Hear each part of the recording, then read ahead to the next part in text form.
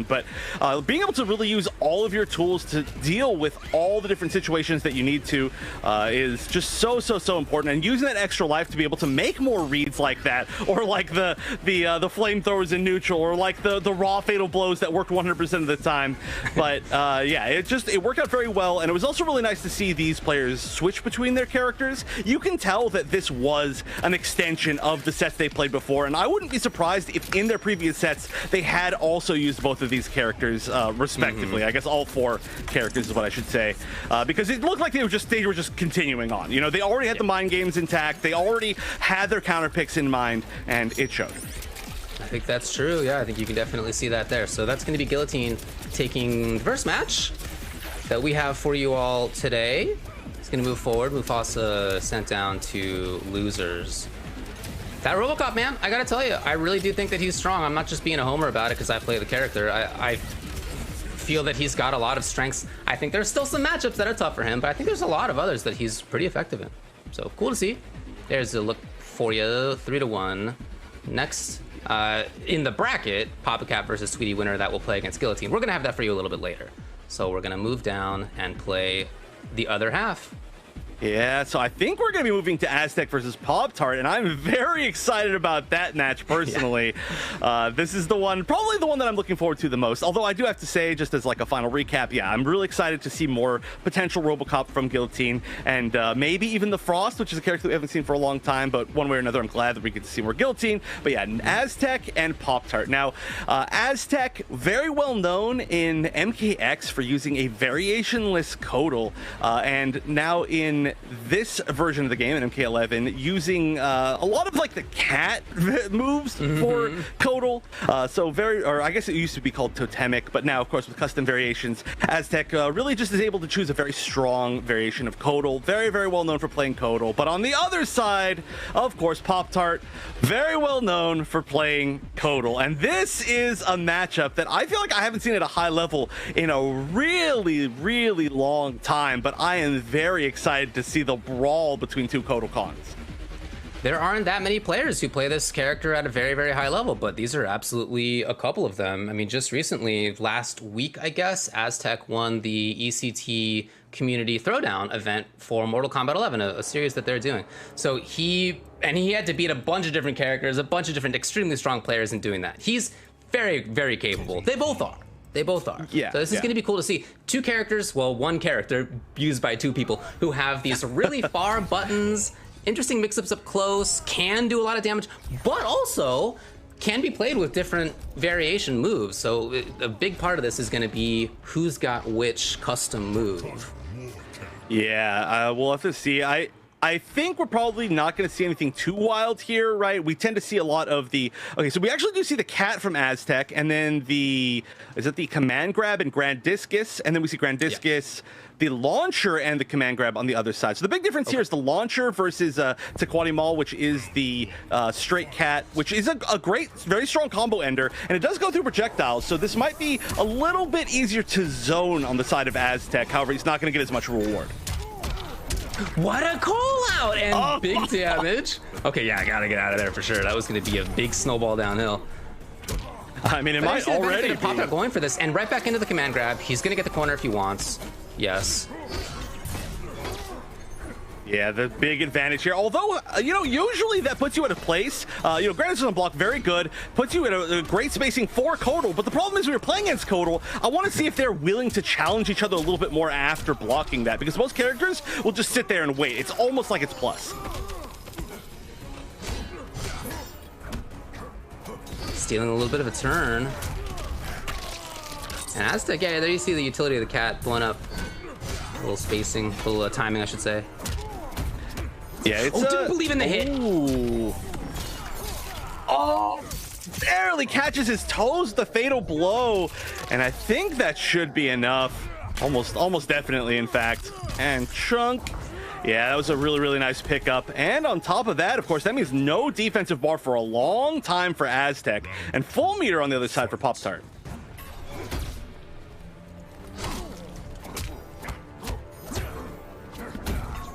Now, I've noticed a lot of like just checking the opponent with like singular normals here, singular hits, trying to just kind of test them. But there's been a lot of them that have connected, and there just hasn't been a lot of confidence in the actual hits connecting.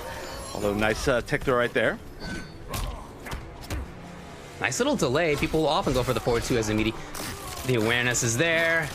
Aztec's got the knockdown. He's got the corner. Oh, it's a huge one. Oh, okay, now this is legit damage. Could be pumping out. Yeah, absolutely. You're going to spend the bar. You got corner pressure. You got that extra damage on deck. Oh, good back throw. Gonna switch sides. Of course, having the corner in this is gonna be gigantic. All right, Grandiscus, still no challenge. Still so much respect even for blocking it. There we go. There's the challenge. Still, though, a little bit out of range. That actually could have been whiff punished. I like it from Pop-Tart. I gotta say, having that launcher in this matchup seems pretty useful. He made Aztec come off defensive bar a couple times. He got big damage with it in the corner at least one time. I like that. That seems to me like a, you know, pretty useful tool in the match. For Aztec, I mean, again, we asked these players, like, what's your greatest achievement? For him, it's putting Totemic on the map, as you were talking about, the variation of Kodo that he played that had the cats. He really likes the cat. I don't want to, like, cast aspersions on the cat. But having the launcher in this match does seem like it's pretty useful. Yeah, well, so there's really 3 reasons why you choose the cat, I think, as Kodo. Well, there might be more, but I think there's 3 main reasons. Number 1, it goes to projectiles. However, we're not really seeing that full screen gain happening. 2 is that it can be safe on block, but you also have the Grandiscus, so you don't need that. And then 3 is it is a little bit of a combo like ender. It's one of the strongest single hit special combo enders that he has. But if you have the launcher, then it just does more. And it does look like we are going to see the exact mirror this time, coming to the same conclusions. I think that makes a lot of sense here for Aztec. Super strong. I mean, it wasn't just about that. It was also the timings and the spacings that we saw. Wow, Pop-Tart, what a read at the start. It was that kind of stuff that I think was characterizing game number 1, too. Him being at very smart spots. Yeah, and I mean, just corner control is so gigantic in this matchup. I mean, I've said it before, but it really is true. Oh, good call on the parry, but it was just a down 1, so not able to actually get anything off of it. Tried to steal a turn there. Aztec. Ooh, the flawless block. Some people can do it on reactions. There are some geniuses out there. That's scary. That's scary once your opponent showed you that, because that's your main footsies tool. And if you're scared to use your main footsies tool immediately in neutral, you're like, what do I even do? Nice. Speaking of flawless blocks, though. Oh, no conversion. But Pop-Tart didn't break away either. Interesting. So this is one thing that we do tend to see a little bit from Aztec. Aztec not really one to use the command grab as a mix-up. Uses it to end combos very often because it is a great tool for that. But we see a lot more command grabs, as you can see, from Pop-Tart, and they are, in fact, opening up Aztec. So it's just a difference in playstyle here. Aztec, I mean, not used to using the command grab as much, maybe, just because he does so often go to the cats, but it's just playstyle. Yeah, and it's somebody who's had a lot of success with the playstyle. Okay. Stealing a big situation for himself right there. That's kind of like a command grab. I suppose, yeah. Oh, the long arm of the law, catching so far away. Calling it out, trying. That range for both of them is so scary on the... Oh, yeah, finally. Significant hit confirmed for the first time, really. Like, this has been, as you were saying earlier, a lot of individual hits. Yeah, I think we're seeing them play a lot more patient in neutral when they're starting to realize like when it's their turn and when it's not, because it's so weird. It almost feels like it would be your turn, but when it's not, because they just have the same range as you. But again, the like jump back or neutral jump into jump punches has been working so well, and I think that's it actually with the meter. Yeah, that extra damage. Pop-Tart going up 2-0. Finishing that game in the same way that he started, with that read on jump back punch into significant damage. I mean, if you think about it, a lot of that match was played in that corner with Pop-Tart on the aggression. A little bit, of course, you know, on Aztec's side too, but a lot of it was Pop-Tart. It's those timings. I mean, it's strange to say because the characters have the same tools, but yeah, it has become kind of seems to me that Pop-Tart feels more comfortable in a specific spot. We saw him flawless block there. We saw him turn into pressure there. We saw him call out forward twos from the opponent with jumping neutral punch or jumping back. Aztec with the gigantic trade. Can you imagine pushing Aztec off of Kotal Khan? The man who said his greatest achievement was putting Totemic Kotal Khan on the map has been pushed off, gone to the RoboCup. I like the matchup for RoboCup, but what do you got? We got the same build as before. It's a very standard build again. Low auto 9, air charge for the extra mobility and the threat, and then flamethrower as well for plus frames for mid-range. Definitely, he can put up a wall versus this character, especially without Cap. I don't know if I'm more weirded out that the ult for Aztec is RoboCop rather than another Rushdown character, or the fact that we've now seen 2 RoboCops in 2 matches, and I think that's got to be something to do with you being here. You know, everybody wants to show off their RoboCop to you. I'm happy to see it. Yeah, like I really think he's good. No, that was the threat, that hop threatening with air charge, but there was already a forward 2 into space, and now things are going south for Aztec. Down the knowledge 4 is there. into the Yep, cannon. you got That's a lot of time actually to press buttons there. Yeah, that's a pretty big risk too, regardless. But all right, gonna control the corner here. Of course, that extra life, more life now than Kotal Khan, so that's gonna be a nice bonus. I mean, Aztec got hit a lot, but he's still here. He's got the Fatal Blow. We see the Fatal Blow work out really well in the last set with RoboCop. Just, you gotta surprise him, I guess. I wanna see low to the ground, air charge into Fatal Blow on block. That's my new goal. Aztec has built that bar back. It's spent right away. I really like how Pop-Tart's playing this though. He's not getting, he was pixels away. He's not getting upset about the fact that he needs to chase. He does need to chase for sure, and he loses it. But I'll say, he does start this next round in a great positioning for himself. Just outside of forward 2 range, RoboCop in the corner. Yeah, I mean, he's managed to push in the corner, but honestly, the zoning has been working very, very well. Oh no, there we go. Big pickup. Yeah, has to break away, but now he doesn't really have defensive or offensive bar. There we go. That's a great way to steal this back. Man, that does so much damage. Rarely seen back forward 2. The close. That's so sick. Oh my gosh, 2 big crushing blows in a row. Can he get a third? I'm just kidding. Probably won't need a third. Although this is scary. This is a situation nobody wants to be in. Oh, didn't poke out that time. He really needed to poke out there. It's going to be so hard for him to not get chipped. So yeah, well, you know what? He didn't get chipped, I guess. But yeah, that was a situation that was going to become just tougher and tougher as it went on. But hey, the switch to the RoboCop working out very, very well. We're seeing today is the day of RoboCop for sure. I'm telling you, I think he's got useful matchups. But what I think is going to happen here is probably that Pop-Tart goes back to the select screen. Well, you got to, I guess. And when he goes there, I'm looking for the cat. I'm looking for a kitty cat to come out to play on Kotal Khan's side. Now, that doesn't mean that it's like immediately a winning matchup for him, because there is a timing on the cat where it's not like immediately a projectile invul. And if you do it on block, it's either punishable or not your turn in any case. And so it's not a win outright, but it is a really useful tool for sure. We'll see if he brought that. What do we got? I would have to also assume that that's the right pick. And it is, drum roll.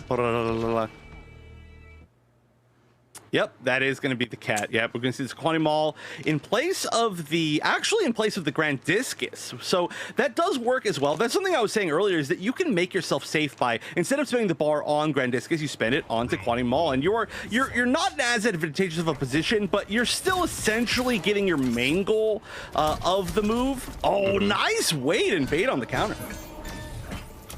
Ooh, you got a glowing Kotal. Nice, I love seeing this right here. Back in the corner. Pressuring still. Oh, the little bit of a challenge. Funky and escape failed because it wasn't corner. Did you just carry the first hit and then just block the rest? I guess. Hey, whatever works. Beautiful. Waited and everything. He's gonna try to push anyway into the corner. He held it for so long and he still swung into it. All right, I think this might be enough. He's got the bar. At the very minimum, there's going to be a Sun Ray. Yeah, no, it just was enough in general. So match point now for Pop-Tart. Looking a lot more comfortable. The cat just getting into that point-blank spot. Yeah, and even on block, it has great corner carry. On hit, it's great corner carry, so it does allow you to push into the corner more frequently. There he is. With Bodil Bon. Oh, yeah, now just everything's hitting. Yeah, I like the jump kick out. One of the better jump kicks in the game. Maybe use this. He's trying to press a lot of buttons after blocking the Taquani Maul, but maybe you just use your mobility. You know, just jump out, something like that. Try to grab a little bit more, but there might not even be the chance. Look at that, it's just everything connecting. 100% correct reads on the command grabs, and now just gonna need a little bit more. Nice. And another, just to prove a point, 100% on the command grabs. And I do think that the RoboCop pick was working out, but it seemed like maybe Aztec just wasn't as comfortable once ironically, once the Taquani Maul came out on the other side. And I'll say too that I really, really like seeing the character knowledge, the matchup knowledge that we saw out of Pop-Tart. He punished back forward one, the low shot on block. It's not safe. A lot of people let RoboCop get away with that. That was really good. He pressed buttons after string into the back forward two shotgun.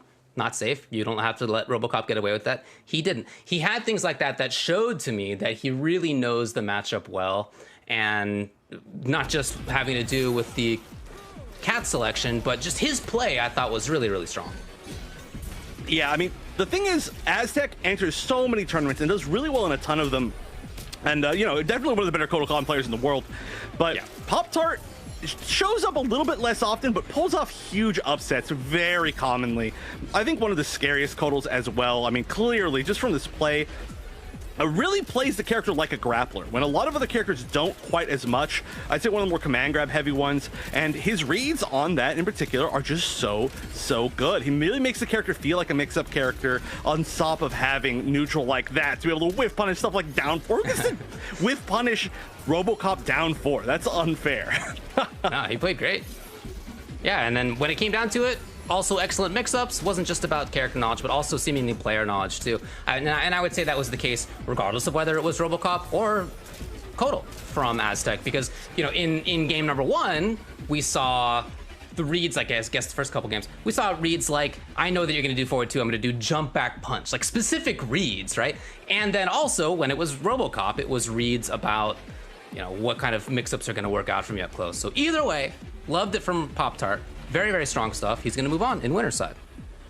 Nice. Well, we're going to see who's going to match up against him next. I think we're still going to wait on the Tweety matchup a little bit. So I believe we are going down to Hijinks versus 2Easy. Yeah, that's going to be correct. So two very well-known players who both, like you mentioned earlier, did very well in the Mortal Kombat Pro competition. Hijinks playing the Jackie, actually placing, I believe, 2nd place in the US East bracket for the Mortal Kombat Pro competition. A very, very tough bracket. A lot of people consider that to be potentially the toughest bracket, or at least one of the toughest brackets considering its size and the level of players in there. But being able to get that far in there with this Jackie just shows what level of player Hijinks is. And on the other side, 2Easy has been playing in every tournament known to man, plays a million different characters, might see the Setchon, might see the Sub, might see the Shang, might see, honestly, who the heck knows, but a player who, yeah, he's just gonna surprise us kind of always, but can pull out some huge upsets. Not always the most consistent player, but I'm excited to see how he does against this Jackie.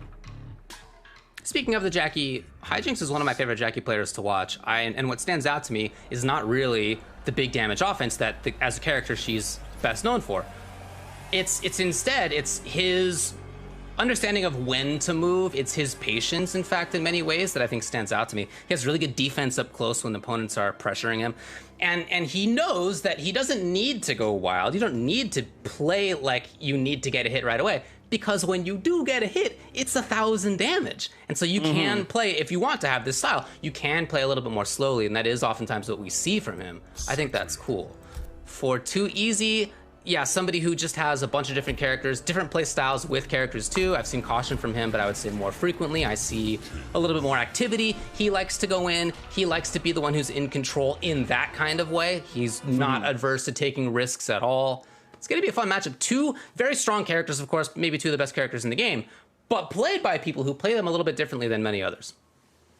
Yeah, but I mean, that is one of the reasons why they're such good characters is that you do have so many options with those characters. So that's what, why I was saying I actually really love watching Jackie in particular because everybody gets to play her so differently. And yeah, we see, like, for example, oh wow, I'm telling you, too different. Easy. He's cool. He's cool with coming in. Yeah, he will play this, not always, but he will oftentimes just do things you do not expect.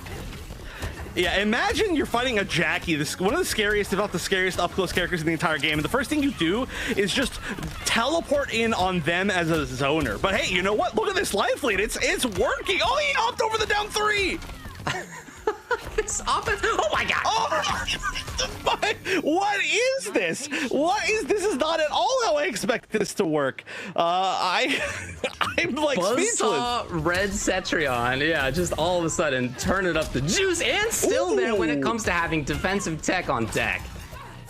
Yeah, that's one of the scariest things is when you finally find an opportunity to like hit an opponent that you have just been pressured by. But oh, that's a big mistake. That's unfortunate. Definitely not what was intended right there, but it is going to be punished pretty heavily. There's the punish. So Hijinks seemingly okay with taking risks of his own. Yeah, a lot of unsafe stuff going on right here. I'm not sure exactly what it is, but I mean, just the way this match started, I feel like everybody's kind of in a weird mindset as things go on. Oh, look at that he's trying to chip out? Is that... Yes, wow. No pain, no gain. When you're pumping out grease and they're already in the goop, ugh. Oh my gosh. Yeah, it's like, it's just so much damage. And of course, that's just going to eat through any sort of like last breath defensive bar that you have. But usually we see that more in the corner. Nice, gets the full conversion into the crushing blow.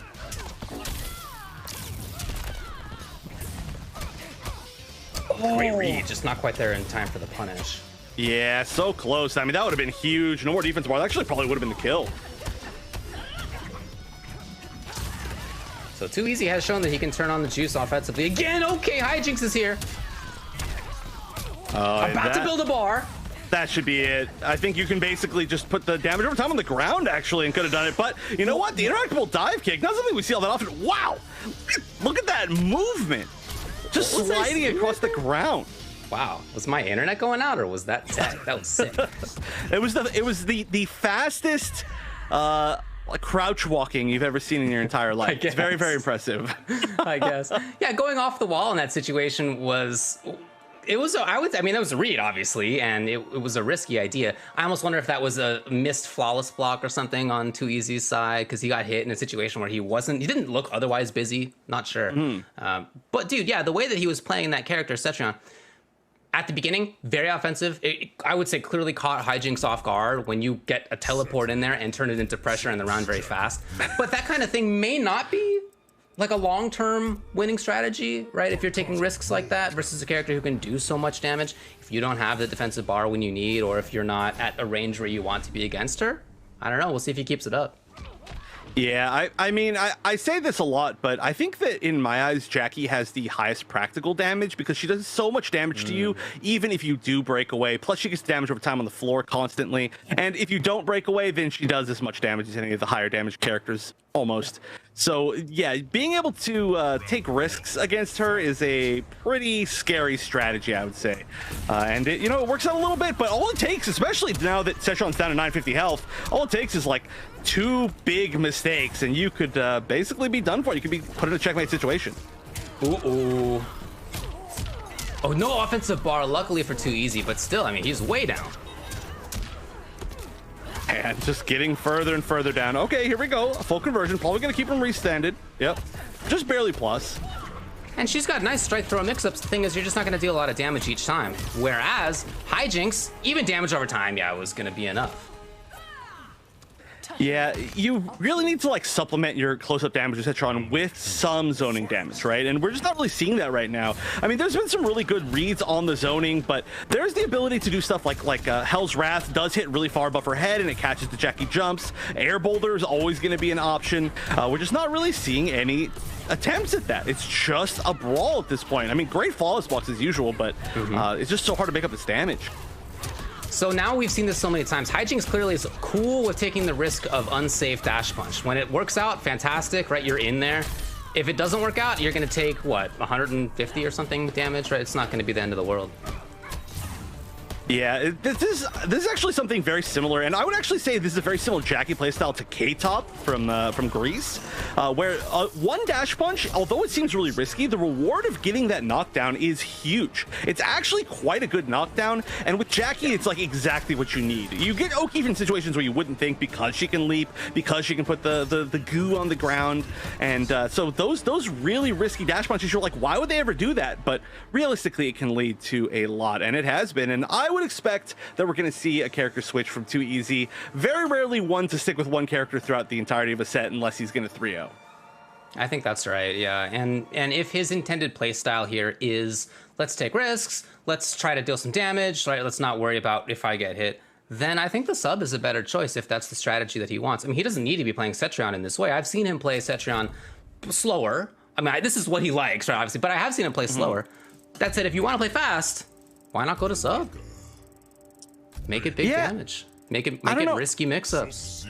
I'm wondering if these two play each other a little bit more, because usually they're not like, I don't think I've seen either one like just constantly do stuff like try to disrespect each other as like, you know, as like jokes. Usually it's like somebody you know, your homie, right. Unless you're somebody like Law Corridor or something. But usually it's like, oh, I'm messing with you, you know, like I'm gonna walk behind you on the finish him screen and like, you know, crouch dash or whatever. So there might be a chance that they just know each other. And sometimes when you know somebody really well and you've played them a lot, you're like, I'm just gonna go in. You know what I'm saying? Like, I'm not going to try for the zoning, and it can be weird, and it might not be the best situation, but right now, 2EZ trying to decide, and I do agree with you, if you are just going to go for the brawl playstyle, we've seen Sub-Zero take out Jackie many times, just because if you get the hit, then all she is a character that has less health than everybody else. It's not like she's got any special tools to get out of the Sub-Zero mix, but that's not what we're going to see. We are going to see the commitment to the Cetrion. Surprising. Okay. Yeah, I mean, I think it's absolutely doable.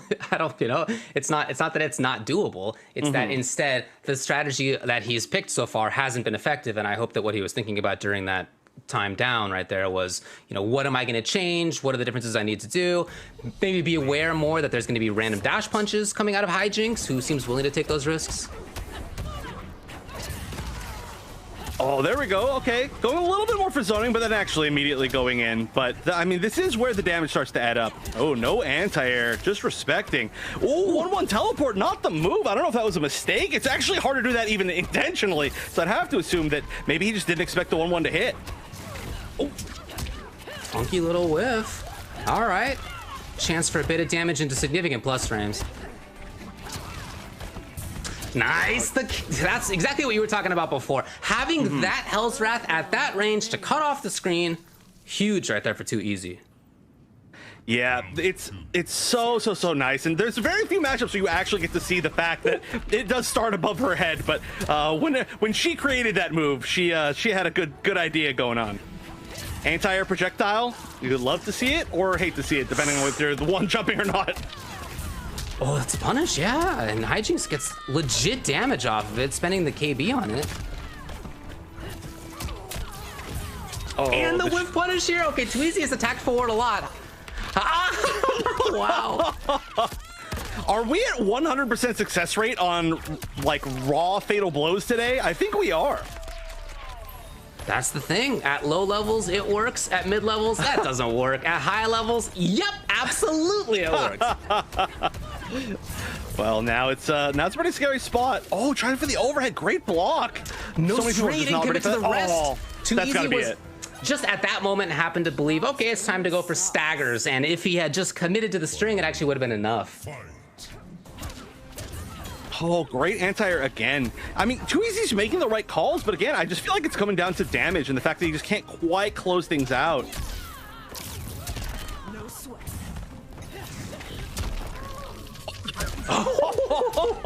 Okay, this time he committed to the string and it absolutely paid off.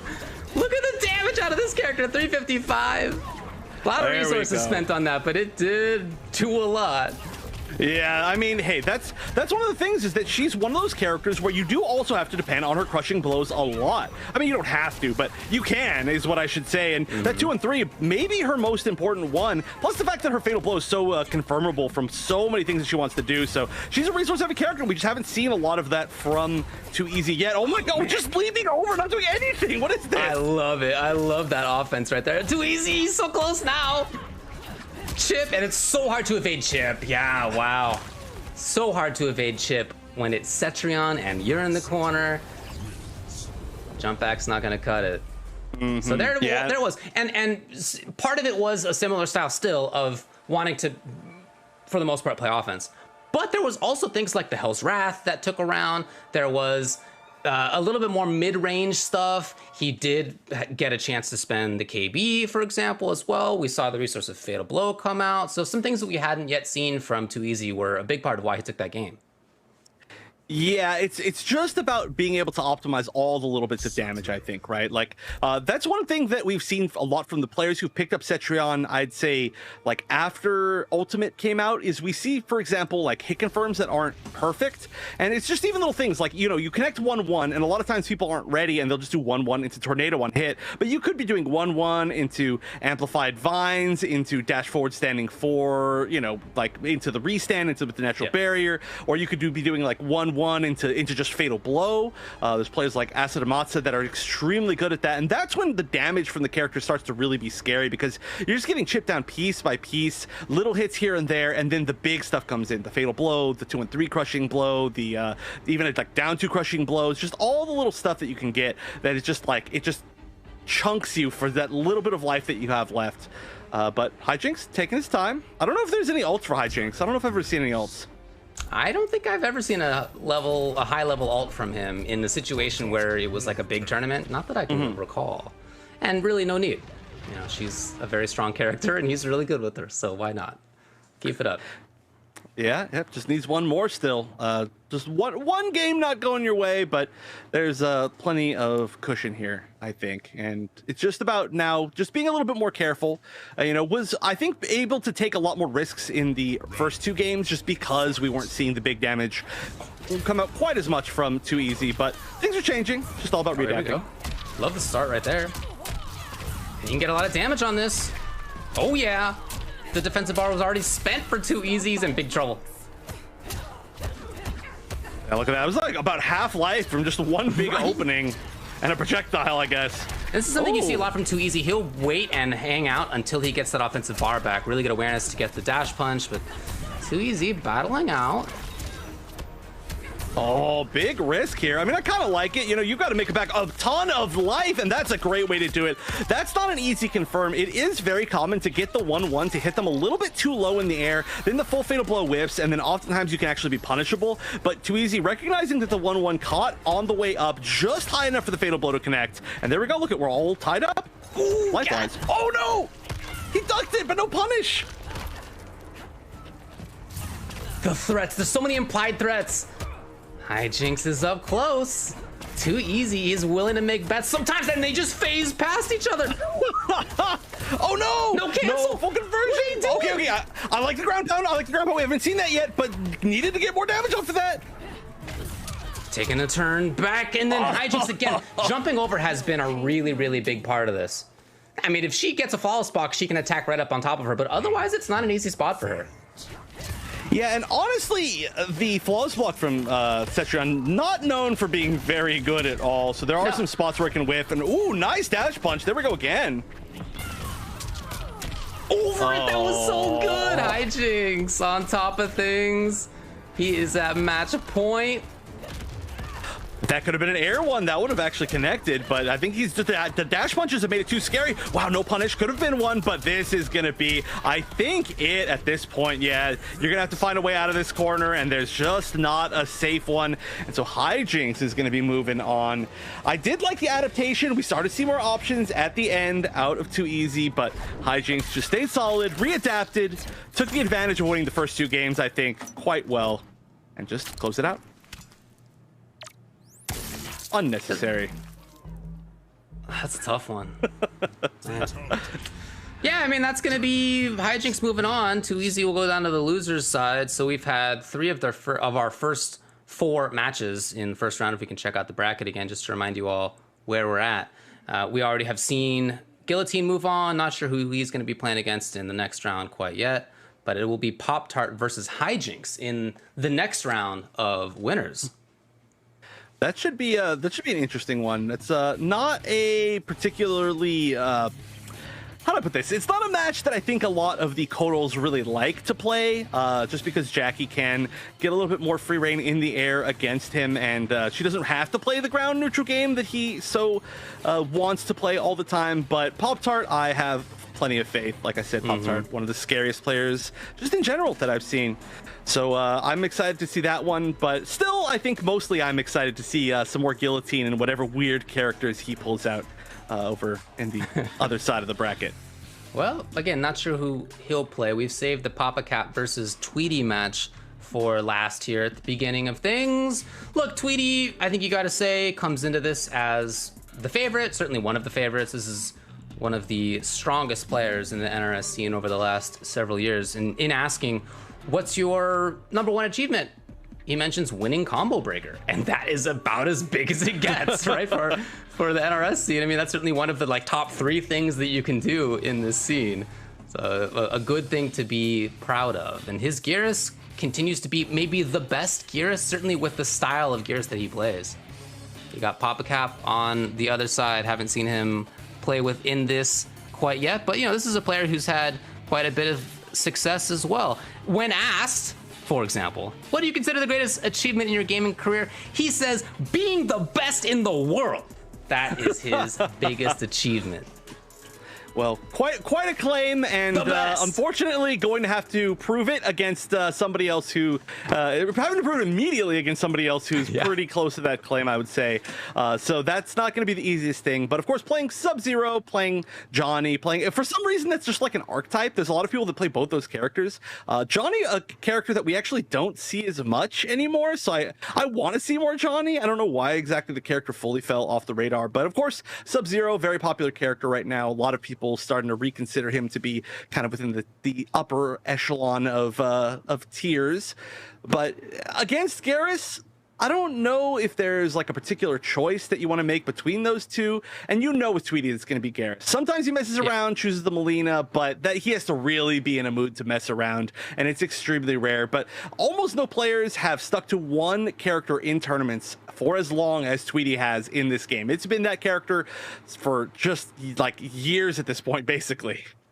Yeah, and he's had a lot of success, and I've seen him say it on Twitter that a big part of why he feels that he has success is that he just feels like he likes that character a lot. Like that's part of his desire, part of what fuels him to continue to be as strong as he is that he just has a really good time playing the character, which is an important part of this. So it's going to be Johnny. By the way, Papa Cap comes into this having beaten some really strong players in the qualifying rounds, including Too Easy. He beat a couple of times.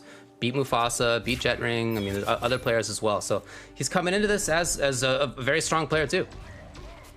Yeah, like I said, well known. Very well known name. I think most of the players we have are pretty well known today. I think maybe like Guillotine the least, but after today, hopefully not as much. But we are going to see, Rising Star, Throwing Shades, and Pissed Off. So that's going to be the safety of the quick special with the Rising Star, the comeback potential of the Throwing Shades, and then Pissed Off for the Armor Breaker. And then Tweety, I don't think I've ever seen him use any other variation. And in fact, he doesn't even use one of the moves that he takes in this variation. I know. Literally ever.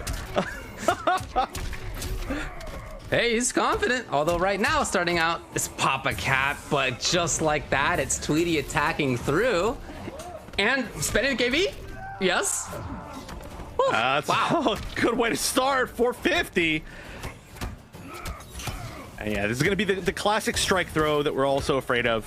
Going to see that a little bit from both of these sides here. It's interesting. Usually we see like one character have better mix-ups or one character have like overhead lows, command grabs, but this is really just pure strike throw from both sides and pressure. Here's Papa Cap backing off slightly to be a harassing zone, and Tweety skating forward rather than something like forward 2 was the grab. Ooh, that was pretty scary. Now no defensive bar, but you're not going to have the best chip opportunities. Wow, great disrespect of the forward 4 into the fatal blow cancel. Of course, you can check somebody with that. Doesn't have the best mids, fast mids, but you know, something like a down 1 right there could have been a potentially like a strike throw mix up again, or even just the immediate grab would have grabbed him out of it. One way or another, Tweety made the right call. I love Tweety backing off like this, and you don't know when he's going to be a threat. You don't know whether it's going to be buttons like forward 3 or something, or if he's going to back off and just wait for you. Is he going to instead bring out Sand Trap? It's really hard to get a bead on what he's going to do. It's a huge part of his success. He's got grab pressure. Oh, yeah, over and over. Of course, Garrett's one of the only characters in the entire game that gets off of both of his directional grabs, which is a huge buff. It essentially makes him a grappler even without having a command grab, which he also has, just not in this variation. That should be it, I think. Yep, the down 2, even if you break away, there's no escaping. And things were looking pretty good for PapaCap for a bit, but Tweety I think just kind of got a grasp on the play style. Really ran away with that second round. It's funny that you say ran away, because I think that was a big part of it. You know, it was him starting out round number 1 by backing off a lot. He almost walked himself into the corner, but part of why he's doing that is to make it so that PapaCap isn't sure what's coming out and where and when. Again, could be footsies, could be forward 3 or forward 2, could be Sand Trap, could be dash forward grab, could be patience and nothing, could be waiting for the opponent to jump and get the Sand Trap as the opponent's falling, which we did see. Like, he's so comfortable at that distance. And even with Johnny's got a fast projectile with good frame data. He's got big walking buttons. So that range is typically something that he's cool with, but Tweety's often been outside of that effective range, or on when he wants, way in it, right? He's been able to play with his own spacing in a way that's thrown PapaCap's Johnny off. Yeah, I mean, one of the biggest tools I think for being able to do that is which we saw a lot in the last game, was that the forward 3 thrown out at that max range and then buffered into a special, usually into I guess better spikes. It's such a good way to play footsies, and it's not really a tool that I think a lot of characters have in this game. Great start! Oh my gosh, chaotic start on this game. Losing a tooth right away. I don't think he needs him. Look at him. Nah, he'll get him back. Someone anyway. else's tooth. Yeah. What? I don't know what that standing 3 was. I don't think that was supposed to be that, but we take those. Oh, unsafe. What is going on this game? Bunch of weird mistakes, weird drops, weird crushing. I don't know. Yeah, that's that range where, again, Tweety sometimes will be in front of it. That range where Johnny can make things happen. He's ending it fast here, maybe looking for breakaway. Tweety not giving it. Oh, we saw the flawless block, but didn't spend any meter to get anything off of it. Like, up 2 could have worked. Oh, big whiff. Oh, what? Flawless block after whiffing the Sand Trap? That's pretty scary. Now, we could actually... one hit. This is a one-hit situation. Oh! Okay. That's such a gigantic risk, too, because, you know, I mentioned this earlier when we saw Garrus, but down 4 into Sand Trap is the Tweety. That's what I call it, you know. It's really popularized by him, and it's specifically to bait stuff like wake up 3s, and it's very, very good at just being outside of that range. So, you know, if that had been the option right there, that would have been game over. However, PapaCap made the right read.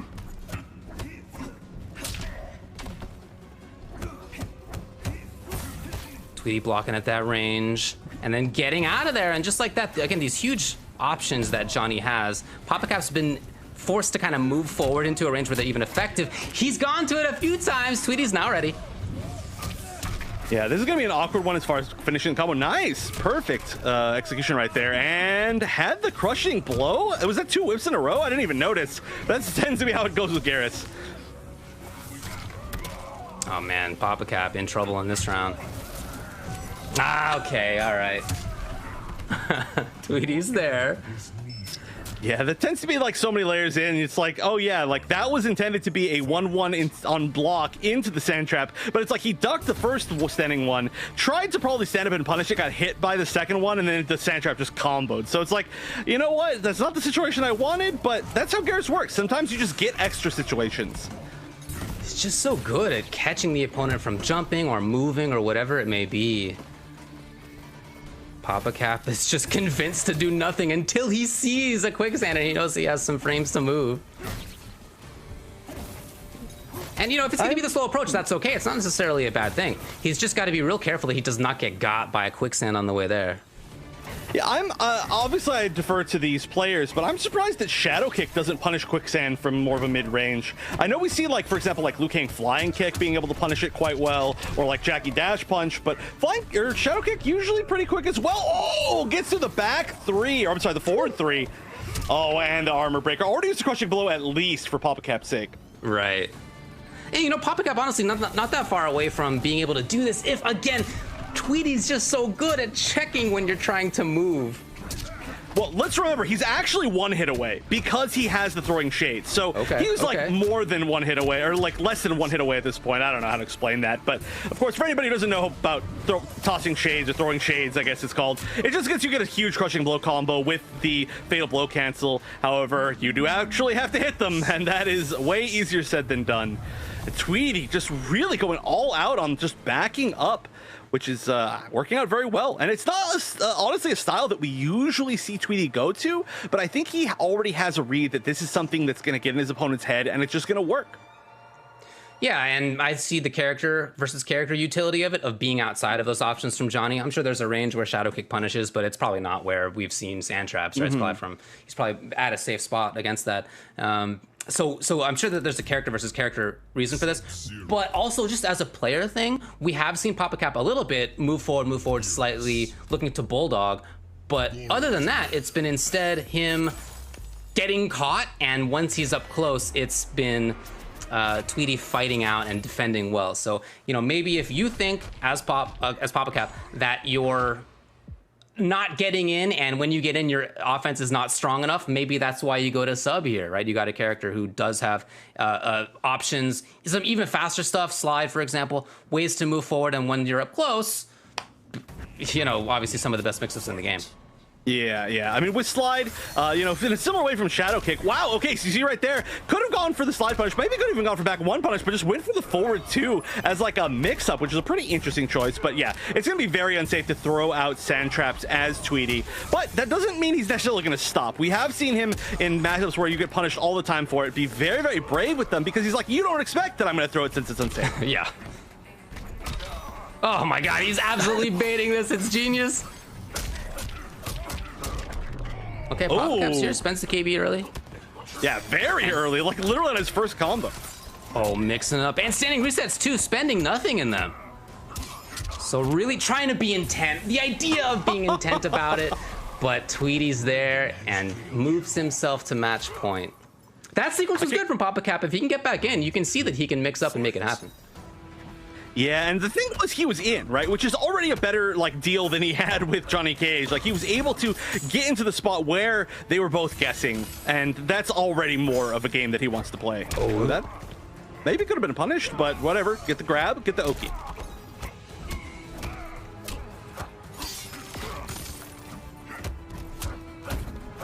Okay, little challenge. No, he didn't believe in it. Oh. Immediately out of there. Yeah, no more defensive bar. Oh, did kind of halfway believe in it that time, but didn't actually get the overhead. Here we go. There we go. Firm. Tweety, I can't believe. Absolutely just holding up forward. Talk about knowing exactly what's coming next. Forward 3, maybe buffering into back forward 2, comes out as forward 3-2. Here's Papa Cap. So I mean, if that had been a huge bet, yeah, he's not making the big bets, not as often. It doesn't seem like Papa Cap is super confident in everything that basically he's doing, and I think this is actually going to be it. No defensive bar. Yeah, that is going to be it.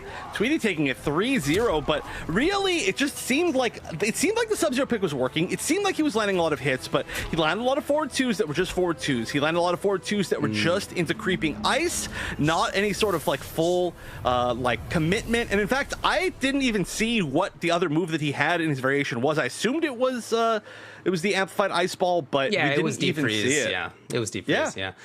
I mean, look, it was it was just a lot of control by Tweety. I mean, we mentioned that he's probably coming into this as the favorite, and I think you could really see it there. And it was in versus the Johnny matchup. We're taking a look back here.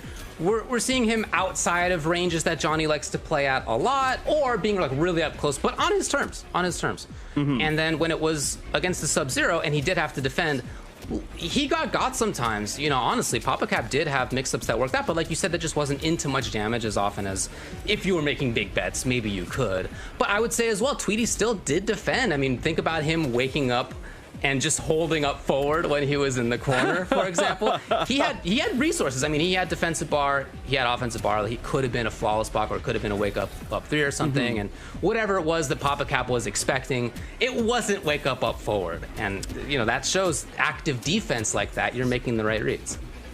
Yeah, I actually do think that's kind of all connected, right? Because it seemed like Papa Cap was just respecting Tweety so much, like you're saying, like, I'm throwing out an overhead, but he's probably gonna block it, or I'm gonna, you know, knock him down, and I'll probably just wait here and block. And then he lets him get away with things like getting away with the forward jump, or getting away with not taking as much damage from blocking incorrectly. But overall, regardless, I would have liked to see the Sub-Zero maybe a little bit earlier on, and it was a good attempt, but Tweety is just a wall, and that's just how it tends to go with pretty much anybody against Tweety, and like you said, probably the favorite to potentially take this. However, the opportunity for upsets is gigantic, and we are going to see Guillotine going up against Tweety next in the upper bracket semifinals, and on the bottom we're going to see Pop-Tart against Hijinks. So a lot of really strong names, and really at this point, I think it could be anybody that could potentially take it. But of course, before we go to our break, I just want to remind everybody that, you know, if you want to enter tournaments like this, be sure to go to compete.playstation.com.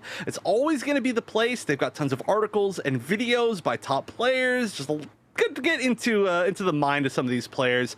And of course, you get to see where you can watch tournaments exactly like this one, or even be a part of them. And when you do, you just do it all from your PlayStation. Super easy peasy. So again, that's compete.playstation.com. But that is our first round of the upper bracket. And so while we set up our next matches, we are going to take a short break to give the players a little bit of time.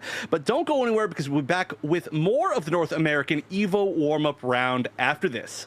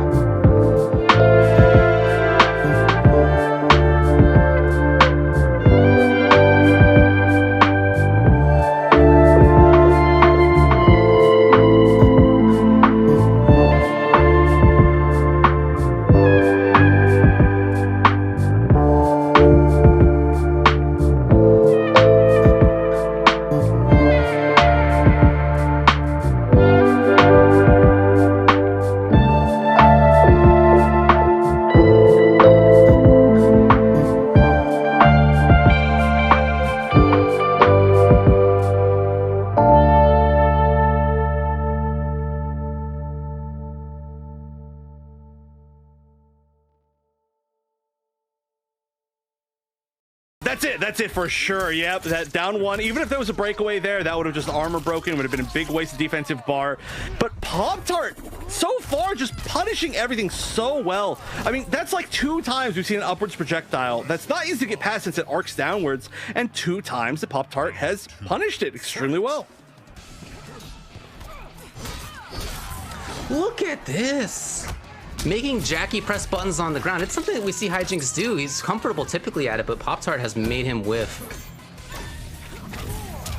Why does everybody swing into it eventually? Everybody. I mean, myself included. I'm certainly guilty of that. He just sits out there. You're like, maybe I press a button now? And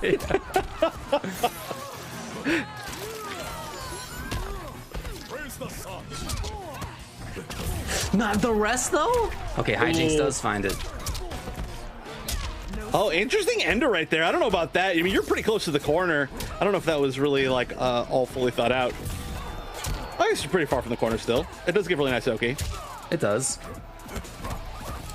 She's got the defensive bar, but you can't break out of this, buddy. No. The Amplify version actually throws you further away. So Pop-Tart with the cat! With the cat for the win of the game? He has done cat 2 times. Count them 2 times. And he's been 100% correct with them. One through the only projectile we've seen in the entire set so far when it just comes to random mid-range stuff. And then the other right there when he bet that Jackie was going to try to move and just happened to get caught at that moment. Again, that strikes back to, I think, what we were talking about when it comes to his match versus Aztec, when he, too, in that situation, knew when Aztec was going to try to swing in with forward 2, knew exactly where to be and how to counter these situations. We've seen that in this match, too. Pop-Tart plays like a very hard AI, where you're like sitting there and waiting, and you throw one projectile, and then suddenly just like frame 1, there's just an anti-projectile move coming out. It's like, or it's just, it knows that you're blocking, so it's just 100% on command grabs. Definitely a very hard AI, masquerading as a player in this tournament. It's the only way that I can figure it out. But the reads have been immaculate, just unbelievable. Yeah, we did see Hijinks jump out of 1 command grab so far. It has happened a grand total of once, and then it was like right into significant Jackie damage, so that was really legit from Hijinks. I mean, Hijinks is getting outranged sometimes, is not getting the reads that he wants sometimes, but those are things that he's so good at too, and he's absolutely capable of making counter adjustments. I've seen him go long, deep in sets as well and make comebacks in sets. Again, this is somebody who got 2nd place at the Mortal Kombat Pro Competition NA East Regional Finals, right? When that was an extremely strong, very stacked event. So he can still do this. He's not out quite yet.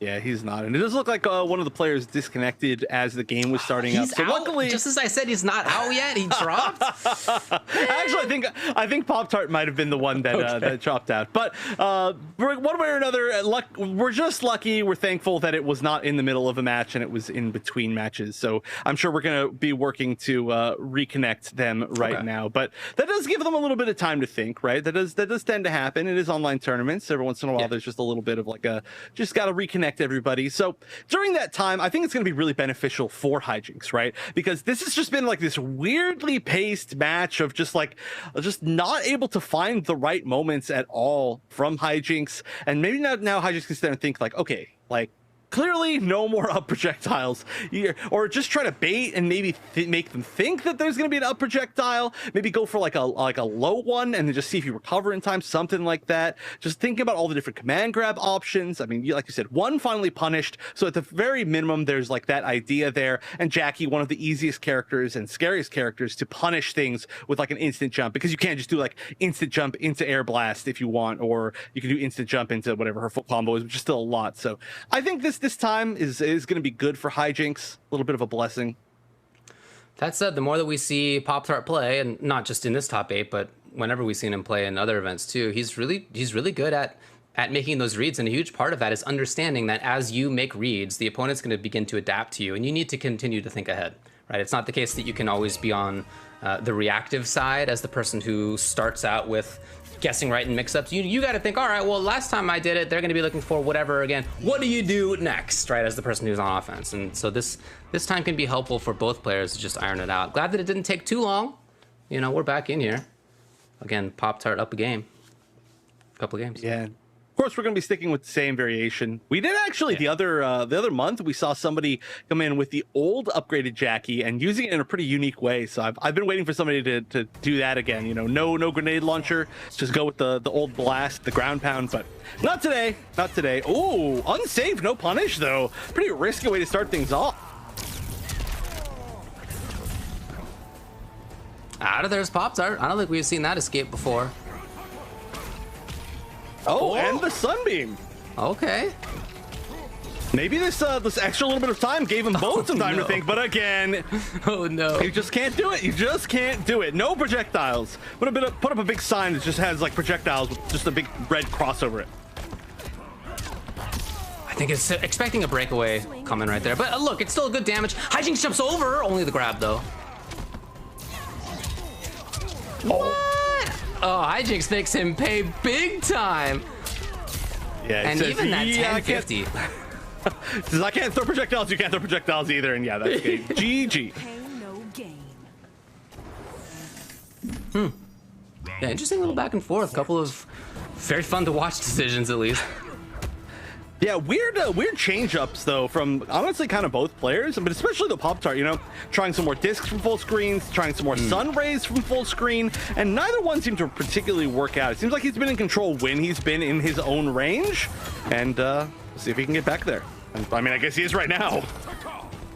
Hijinks trying to read a command grab that did not come. Oh, here we go. He's got an offensive bar. Yeah, spends. Gonna cash out on the KB as well.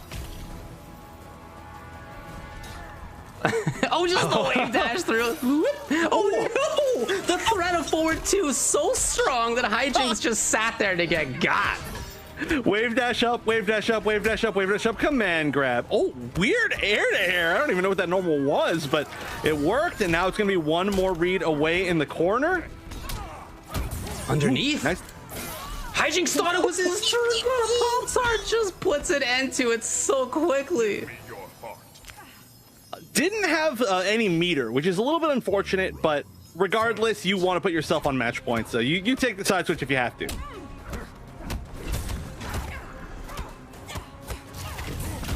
Hijinks with these little staggers here, and Pop-Tart's just ready.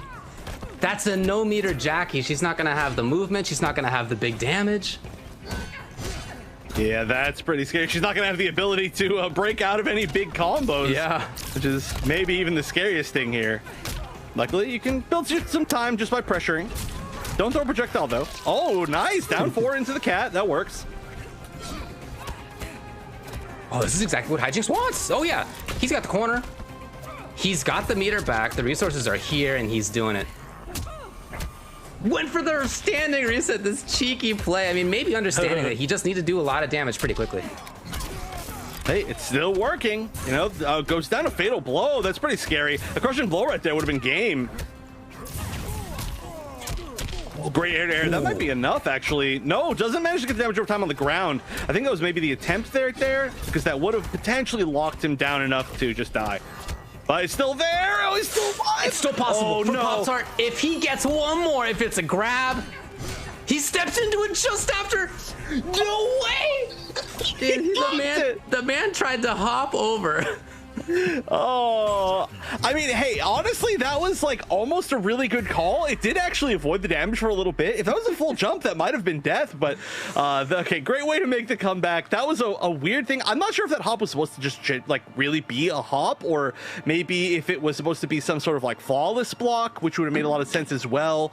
But regardless, Hijinks finally on the board. And like you said, definitely not over. Hijinks still in this, just needs to make a few more adaptations. And it just didn't, it seemed like Hijinks was in spacing that was more comfortable to him a lot of the time, more so than the previous two matches. There were some things from Pop-Tart that we hadn't seen before too, that you were calling out, that were a little bit unusual, some decisions that he made that didn't work. And so I'm not expecting him to go back to that stuff. Without that, maybe things would have gone better. You know, from his perspective, I think he still feels like this is a very doable situation for him. Oh yeah, yeah, for sure. I mean, this might have been one of those things where it's like, oh, I'm going to try to throw out kind of my weirder options at the end of this set, just because if it doesn't work, I've got 2 more games after this. And if it does work, then, you know, hey, it works. And it's a little bit weird, so maybe it'll just throw them off for the next games, even if it doesn't. Starting off on offense. catching it, and then out of there. That would have been only the command grab, but Hijinks did not want to even let that happen.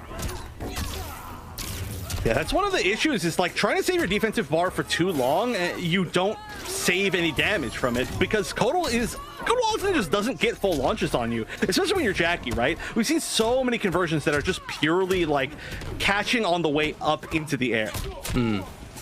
Hijinks no confirm. Oh boy. How Pop-Tart? Okay, confirm, not option selecting. Got it. All right, Pop-Tart's over. Pop-Tart's secret power has ended. Yeah. Just kidding. Okay, never mind. Never mind. That's going to be amplified. Back in the corner. Should be the round. It's match point for Pop-Tart. I liked a lot of what Hijinks did there, but still match point for Pop-Tart. Oh, no. He couldn't no even reach for it fast enough? Oh, but a lot of fumbles all in a row, unfortunately. Didn't quite get the combo, then didn't get the tick throw correctly. That one actually hitting. So a lot more incorrect on these reads. Oh, that time, expecting the jump out. I think that's exactly what he caught. And of course, that's going to be all the way into the corner. Look how quickly he gets there, and another tick throw. Pop-Tart's so scary. Hijinks battles out and gets a big opportunity. Whoa! Oh, wait, that should have been it. Still like the jump back for his life. Didn't have the resources to end it. Fatal blow was on. Fatal blow was not back. Fatal blow was not back yet. And had no offensive bar. That was the best he could do. Wow, what a situation for Pop-Tart to find himself in and to get it right yet again. Yeah, that was a scramble at the end. A bunch of super weird stuff. And I mean, we've actually seen how weird this, maybe not in this set, but this matchup can be because of the kind of like interaction between the damage over time on the ground from the plasma and the sunbeam. Like there's a lot of ways that you can like guarantee yourself healing and then damage, and just kind of weirdness from both sides. But it didn't actually go down to that. Both players in pretty much every situation were willing to just go down swinging. And it was a very impressive set. But I mean, Pop-Tart always looking extremely impressive. Still, we saw finally the perfect record go down a little bit more in this set of command grabs, but the command grab success rate was still like 85% or something like that. Just unbelievably high for a grappler, and you usually don't have to play against Kotals that are that good at playing Kotal like a grappler, I feel. Well, still a lot of nice stuff from Hijinks, who remains alive in loser's side, of course. Still a big threat overall, but yeah, I gotta say, I mean, in watching this, and the last time as well that we saw Pop-Tart versus Aztec, I just like so much about what he's doing. Yeah, the idea of, I mean, it's not a groundbreaking idea to be like, Kotal Khan has command grab, maybe play as grappler, but like, it is cool to watch. And he also has the fantastic footsies, and he also has the good defensive tech. That was a cute idea. It didn't work out for him. and he also plays good mix-ups otherwise. It's not just about command grab. He's at a good spot for himself otherwise too. Very, very consistently. Yeah, that's something that I think we saw at the end of that, was that he started to actually catch the jump outs as well. But that does mean that Pop-Tart will be our first player making it into the upper bracket finals. We do see that Papa Cap eliminated Mufasa 3-1 and is going to be the one playing up against Hijinks next. But that's going to be off stream. We are going to see the winner of that on stream a little bit later. But now we need to move on up to see who's going to be joining Pop-Tart in the upper bracket finals between Guillotine and Tweety. And Guillotine has been a very entertaining player to watch, using a lot of different characters. Like I said, appeared before on the Open Series, didn't get that much success, but looking extremely strong today.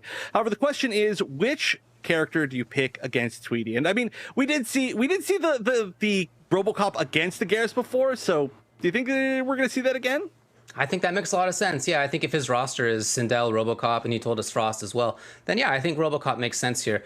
I have seen Tweety play against RoboCop, and he just as he always does, is so prepared and stabs at the exact right moment with like a quicksand to allow him to get right up close again, or just bulldogs, just walks and blocks, and doesn't feel like he's too stressed about it. So his approach to it's really good. Character-wise, I think the RoboCop makes sense if that's what Guillotine wants to get to. But yeah, I haven't seen it too many times because he's not a super common character. But when I've seen Tweety play versus RoboCop, it's been as strong as you would think that it is. Yeah, but I mean, to be fair, that's probably every character against Tweety, right? That's the advantage of sticking with one character for that long, is that you actually learn every single matchup in the game. I mean, if you're comfortable against RoboCop, one of the least common characters in the game, then you're probably comfortable against everybody. But I mean, on the other side too, just look at the other characters. Okay, it does look like it's going to be this. So I was going to say Frost could be a scary pick because Tweety himself, you know, very successfully using Frost at major tournaments before, and then Sindel could be good, but I like this pick. I think it does make sense, but time to see exactly how it's going to work against Tweety's Garrus in particular. Yeah, it's going to be, again, that charge playing a huge role here, the threat of it, and Tweety not wanting to throw a sand trap at the wrong time. It's going to be range control, not uncommon to see things like a projectile trading with the quicksand as well. Well, immediately Tweety fighting his way in, and round start is honestly gigantic in this matchup, right? Because you don't want to immediately get knocked back, even on block. You want to find that perfect moment at the start, but does manage to get knocked back, so the chipping's going to begin. And those trades, not actually a very good trade, I think, for Garrus. You don't do a lot of damage with the first hit of Sand Trap, but it does give you a little bit of like a knockdown advantage in this situation. But look at this life just depleting. Woo. Look, that's okay for Tweety. He took about half life, but the result is that he's up close. Not for long, though. It's Guillotine. Oh, Tweety! That's a way to do it. That's a way to do it. Be ready for anything. Flaw's blocking a raw down, too. And no defensive bar. Oh, no. That's a big whiff. That maybe could have been even more. Are we going to see the raw fatal blow again? Are we even going to need to? He's got to be closer for that to be a threat. Yeah. At this point, the raw fatal blow, we did see it, but I was talking about RoboCop's raw fatal blow because we saw it so many times. But yeah, you know what? Garrus, one of the best fatal blows in the game, and Tweety knew it was pretty much the only way to make the comeback without risking the chance of being chipped out. And it was a great call. The range that we've seen Guillotine play at is not the range where you're going to be able to whiff punish a quicksand with the kick. I'm sorry, with the charge. Instead, it's been even farther than that, but Tweety's up close. Yeah, you can tell Tweety's willing to throw away so much of his life just to be able to get that singular hit, get in, and then has the confidence that that's all he's going to need. Oh, tried the breakaway a little bit late to maybe get the punish. Guillotine here harassing these individual hits, adding up slowly. But again, I mean, it comes down to the situation of Tweety getting up close. The down two again. Expecting the grab. Makes sense. There's the grab. That's where you need a down two. But Tweety just so good at the strike throw. And it's 50-50 off the 1-1-1. That's it. Got it. And when he got in, this is the concern, right? If you're RoboCop. When you let the opponent in, you still have to be strong. We saw mix-ups that were working out from Tweety consistently. The reads of down two from Guillotine, looking for grabs from the opponent, looking for a high overall, and that didn't come up when Guillotine thought that it should come up. It's not like we didn't see grabs, not like we didn't see stand one out of Tweety's Garrus. Of course he's pressuring with that stuff. It's just at those moments Guillotine didn't get the right idea and wasn't able to then send Tweety far away. I feel like Guillotine had screen control for half the time, half the clock time. But that's just not what matters in the end if you let the opponent up close. Yeah, I like to say that the true test of a zoner. Oh, we are going to see the Frost. But what I was going to allude to was that I say the true test of a zoner is not your ability to zone; it's your ability to deal with the situations where you can't zone. In my opinion, when you see the true zoners, or at least it's one of the major points of it. Sure. But yeah, not even going to try again. So we're going to see the Ice Auger, the Ice Quake, which is the dive, I guess you could call it. I don't know exactly how to. It's not a kick, and the Glacier Calving, which is the anti-projectile shield. Interesting. Does that do anything in this matchup?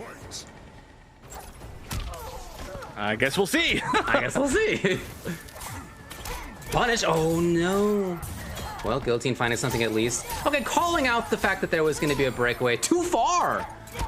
Yeah, that's an issue with every single combo starter that Frost has, is that when you do land the absolute max range back two, there's just no way to fully convert from it. So you got to go for something a little bit simpler. At the very minimum, got some chip off of that, but yep, that's a heartbreaker and a leg breaker.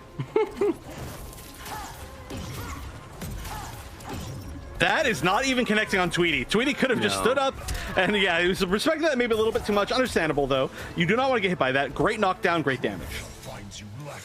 Yeah, Tweety just looks like he's always so prepared, and he feels comfortable. I think you can see that. Regardless of what the opponent brings up, he's just ready for it. Nobody makes every correct decision, but he's not getting thrown off by anything that Guillotine's throwing at him. Yeah, well, like I said, you know, a Frost player himself, like probably the character that he's used the most next to Garrus. All of them might be Melina, but as far as serious competitive play, Frost one of his highest. Yeah, this is somebody who was playing her at CEO in, you know, the launch year of the game when she had not gotten buffs yet. Like he's been there. Oh, the crushing blow too, and now just needs one more little hit. And at this point, it's looking tough. Yeah. Oh, the throw. And yeah, that is that for sure. I would like to see the switch back to the RoboCop. Oh, planted like a tree. I'm gonna go Frost Tree. But I think the RoboCop was honestly working pretty well. It was just really scary when Tweety got in, but it's gonna be scary when Tweety gets in no matter what. So maybe at least try to, you know, have a range where you are going to have that advantage. And it just didn't seem like Frost had that. That does make sense to me. Yeah. Again, he did control time. He did control space pretty well for a good chunk of the RoboCop matchup. It's just, yeah, when Tweety got up close. But right, as you say, Tweety is going to be strong up close regardless of character matchup. So yeah, maybe you go to the character that had that. I would also say that, you know, maybe there could be differences in how the RoboCop is played if he goes back to it. We'll see before I commit to talking about it too much if that's his choice. He may be thinking about something else. Highlighting a bunch of weird characters. Dude, if you play Frost and RoboCop, you are the weird character player. You're not going to go to some normal. You're not picking Johnny right now, that's for sure. That's fair, yep. But, you know, I'm glad we're going to see the RoboCop again. And, you know, it's not like the RoboCop matches went that badly. He didn't get run over a little bit once Tweety got inside, but it was just like one good, solid hit away every single time, regardless of the fact that Tweety got inside. And all it takes is, you know, one good read on like a sand trap or something like that. And we also didn't see the air charge punishing sand trap very much, so there's still more to be done in this matchup potentially. I think that Guillotine can do it, but yeah, that's what I was going to mention. I would like to see him maybe play at a little bit closer of a range where he can use the threat of the air charge, but Tweety right away. And what's interesting, oh my god, no, Tweety's ready there. Oh no, crushing blow. Oh no. This has just been unfortunate, like, choices as far as guessing on the 50-50s. And I like that. Finally blocking some more of the sand traps. That's the thing, is like, yeah, sure, you can win these trades, but it's just taking like one mistimed trade and then Tweety, exactly, just like that, and Tweety's in. So maybe just give Tweety a little bit more respect, wait for his sand trap, and don't try to constantly be trading quite as much. But regardless, Tweety, yeah, with that pretty unstoppable down 4 into punch, is gonna go to match point. Yeah, he looks so strong. Mounting his way in. He's got the corner. Guillotine, no defensive bar. And you can see how confident Tweety is too, willing to give up the corner. Yeah, throwing out of the corner yet again. Guillotine not confirming. All right, I think he has flamethrower, right? Yeah. Flamethrower, I mean, such a great choice, right? Leaves you such advantage, especially if you're trying to mount a comeback. But right now, this offense working decently well. His zoning hasn't worked. Okay, cool. So play the offense a little bit more. RoboCop's not the best in the world at it, but he can do some stuff. Well, he can do some stuff if he's alive, and yeah, a good call on not breaking away there. That was truly like a 50-50. Guessed correctly, but still doesn't have very much life left. Are we gonna see the fatal blow again? No! I wanted to see the fatal blow after the shield on block, but not gonna get a chance. That's gonna be Tweety with the 3-0. Just playing it so well, and it did look like there was like a little bit more adaptation at the end. It looked like the the RoboCop offense was working a little bit well, but just not quite able to close it out. What? What do you even get a tear? Okay, well, all right. That's actually really cool looking. That's super dope whatever looking. That is in there. Are those the lungs? Jeez, that's gnarly. Yeah, I think in thinking about how to like encapsulate this matchup, I'm thinking back to the end right there when Tweety's Garrus was just blocking. He was cornered. He knew exactly what was coming. Okay, you're jumping back as RoboCop who has an air charge. Cool. I'm not going to do anything. I'm just going to wait for you to get up close. And once Guillotine put himself up close, it was then Tweety, as he has been having the mix-up right, you know, whether to put a normal into the opponent in mid or whatever, or to do a grab. It was grab, and it was correct. So Tweety just reading the situation right, whether it was from far away, whether it was from up close, whether Guillotine was jumping back or Guillotine was waking up or whatever it was, and whether it was Frost, whether it was Robocop. You know, Guillotine, I like a lot of what we saw from him, especially when we saw him versus Mufasa. And in this one, I do think that we saw some strong spacings from him. I liked some of the Robocop ideas.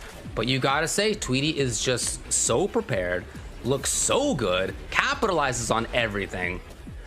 He is, like I said earlier, absolutely one of the best players and probably the favorite to take this. Yeah, you know, you keep saying prepared, and really it's like one of those things where everybody says, you know, practice something until you don't even have to think about it, until it's entirely muscle memory. And that's the thing, is Tweety is so committed to this character that he has put every situation into his muscle memory, and he no longer has to question it. He doesn't have to think, should I zone here? Should I move in? He just knows, and that confidence can just give you that heads up on somebody who maybe is not as comfortable by playing multiple characters. But it doesn't mean that Tweety will be moving forward to fight Pop-Tart in the upper bracket finals, and we are going to see Guillotine move down to take on Too Easy to see who will be on broadcast after that. But of course, before that, we will be taking a short break. But even before that, I just want to remind everybody one more time that if you want to sign up for tournaments like this, you can be on broadcast. We've seen a lot of players make their first appearances here on the PlayStation Tournaments broadcast. So go to compete.playstation.com. It is never too late to get into it. A lot of really good players play in this. So just even if you don't manage to make it super far, you're going to be getting some good experiences. You're going to be meeting some new people. It's overall just a positive experience. So compete.playstation.com. Check it out. Play all the tournaments on your PS4. Easy peasy. But we are now going to be taking one more break before we get to close out this EVO warm-up round. So, you know, get some snacks, because we know that always the final matches of these tournaments are going to be ridiculous. So don't go anywhere, because we'll be back with more Mortal Kombat 11 after this.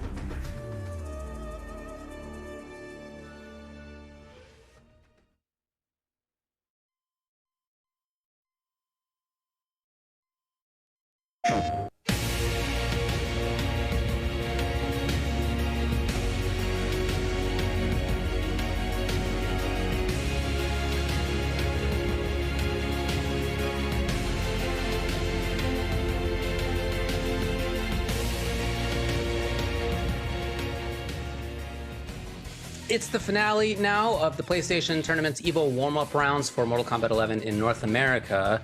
We've seen most of the top 8 so far. We got the winners finals for you on deck next. Talk to me, Chef. What do you like so far?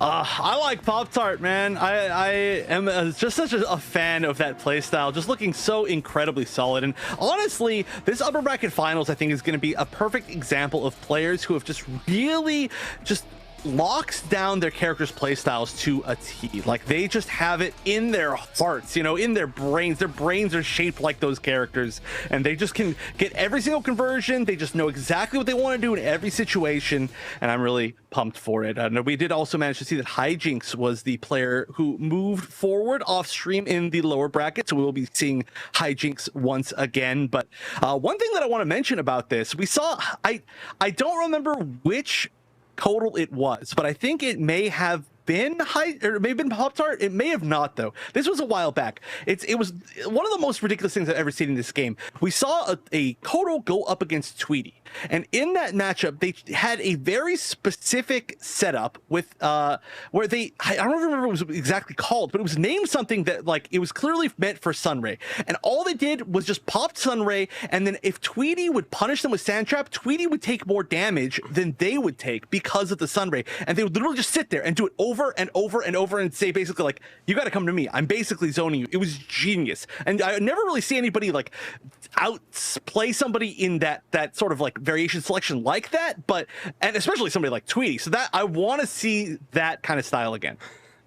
I do remember that, actually, now that you bring it up. But what I would say too is that means that Tweety then ends up with offense right up close. So like maybe he's taking a little bit more damage, but the quicksand means that like now he's right on you. He gets to mix up. I don't know. I'm not sure that. I don't know if that's worth it. I think it's very cute though.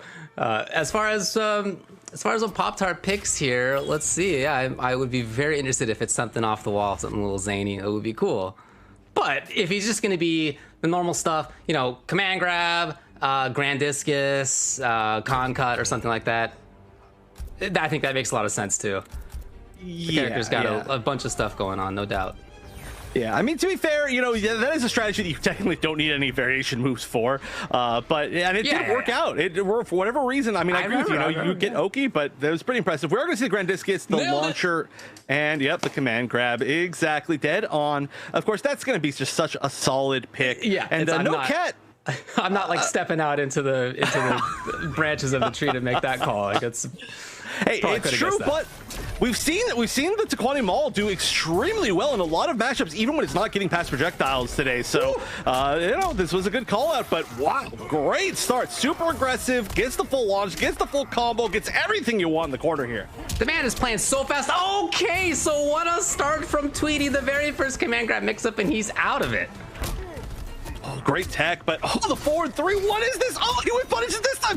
The mind games are happening so fast here. The adaptation, this is genius. And look, he tried to jump again after getting hit by the down 1. He expected the command grab, gets hit by the 1-2, gets the full launch. That's going to be the round. That was just all happening so fast, but ridiculously good for both players. The clock says 55, but I'm like, that felt like it was so fast. It was too fast.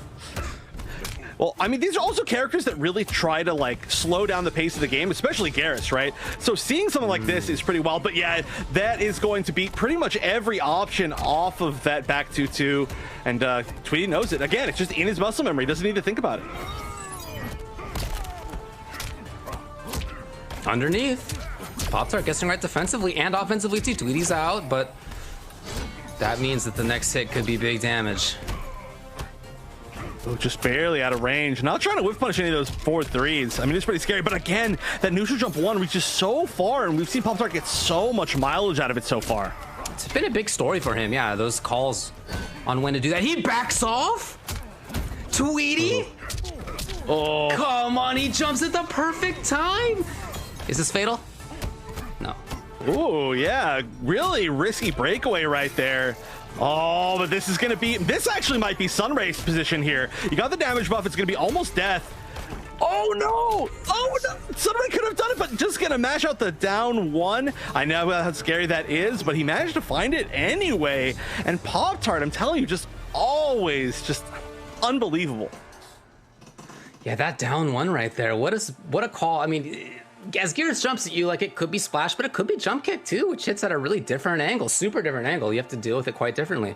And so if that had been jump kick, like, that probably would have beaten the down one. But as Pop-Tart has, he's been right about so much stuff throughout the entirety of this tournament so far. And why not there?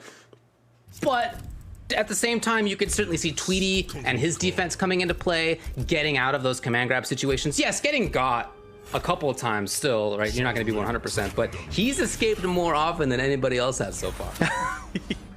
I mean, escaping like 2 times is already more often than other people have. But also, you know, the fact that he's going to get so much damage off every single time that he guesses correctly on a command grab is going to be really big. And that's especially when you're fighting, you know, a higher health character like Kodokan that does a ton of damage himself.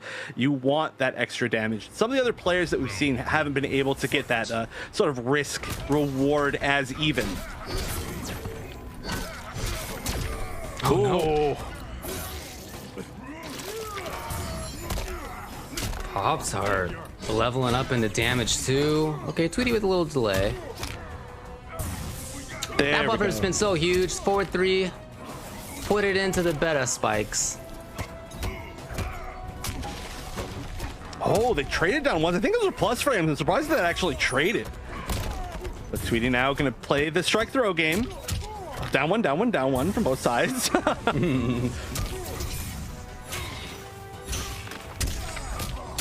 All right, will he go for the crushing blow? No, he's just going to go for the knockdown in the corner here.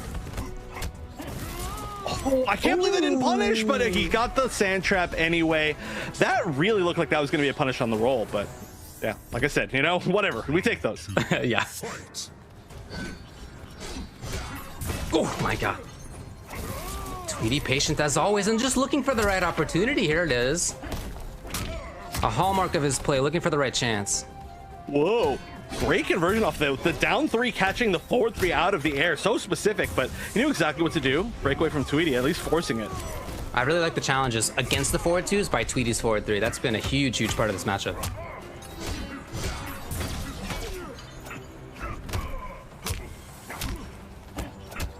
Oh, it's so scary to take your turn there, especially with how good Tweety is at flawless blocking, which you've seen a lot in the past. Is you forward 3-2, it's like it's not your turn if you block it. Oh, there we go. Okay, yeah. Damage. However, Tweety's right on top of you, right? He gets to mix up. It's true. It's true. But the thing is, when you have the life deficit, it's just not good. But once you can get Tweety to pretty low life, you can at least, at the minimum, see how it could be advantageous. Oh. However, 1 life's all you need. Fatal blows there. You need 1 hit here. Oh my God, he rolled forward, and then the 6-framer saved the day for Tweety, evening it up 1-1. Yeah, I wonder what was attempted there to punish that roll, because it just looked like it was just nothing that came out. And I mean, doing a forward roll into a down 1 without seeing that something is actually being whiffed, pretty risky. However, it was the right call. Just assumed there was not going to be anything, and there really truly wasn't. So a little bit of a fumble there at the end, but who knows what it could have been. And now it looks like Tweety's a lot more comfortable in this matchup, despite the fact that it looked like Pop-Tart was doing just as well at the start of the game, you know, opening him up like 4 times in a row. But Tweety, never going to let something like that get to him. Yeah, and again, as this goes on, I see more interactions where we see Pop-Tart whiffing forward too. We saw it, I think, 2 or 3 times in a row at one point. And Tweety, yeah, sometimes just playing patiently, blocking, but also sometimes sticking out his forward 3 at the timing where it would whiff punish, knowing that. And if it whiffs of his own, he comes out with the 2 afterward, which has really good range, right? You can make yourself safe in that way. I really like that spot specifically. He also one time whiff punished with the sand trap there, right? So that's been a really strong spot for him. And I'm curious how that range evolves as these players get into game number 3. Whoa, just sitting there, just playing patient. He's worried about that spot. I mean, rightfully so, but it's nice to see that like level of patience. Oh, sick anti-air. Now you gotta guess. Guess correctly, he did. Actually, did he change variations? I feel like there's a different variation name, but I didn't see any differences so far. I think it's been packing heat. Okay. Maybe I just misremember. Crushing blow. Ouch. So much damage on scale. You just don't really often get to do that. Okay, finally a Pop-Tart harassing Tweety into getting it right. Yep, spends the bar. He's in forward 2 range here in the corner. Yep, there it is, and he waits slightly. Oh, and also the mix-up right of doing Fatal versus Tweety trying to get away. That's going to be unscaled damage, and definitely the round for Pop-Tart. Yeah, that hit so ridiculously low. I almost wonder if he reacted to the breakaway with the fatal blow. That was like as late as it possibly could be. Or maybe he just has that timing so well down that there was just no way to stop it. But here we go, starting with the Sunbeam again. Look, as somebody waking up in this game, you have a lot of defensive options. Maybe that's what he's counting on, Pop-Tart. Just bypass neutral. I don't know. Yeah, not really working out so far, though. Although he does have the corner, which can be very scary. Just needs to find a hit. Oh, there's one. Pop-Tart is just so good at understanding when the opponent is going to respect him or not. That's such a hard thing to know in this game as a grappler. But if you just have a sense for that, it becomes terrifying. Like right there, he knew there was going to be a jump out. That down one was perfect. And now he's going to get a full conversion. And now, will there be more respect or not? Oh, catches him. And now this is going to be super hard to deal with. Yep, the Sunbeam. Oh, he's living. He's living. Barely. Yes. Oh, wow. However, now in this situation, if you put up the ray on yourself, there's really not too much Tweety can do about it. Yeah, Tweety can't really stab in with quicksand right now. Oh, he's building the crushing blow. It hasn't been used. Oh, that's it. Dash up it. One. It's not. Oh, in the cave. Oh my God.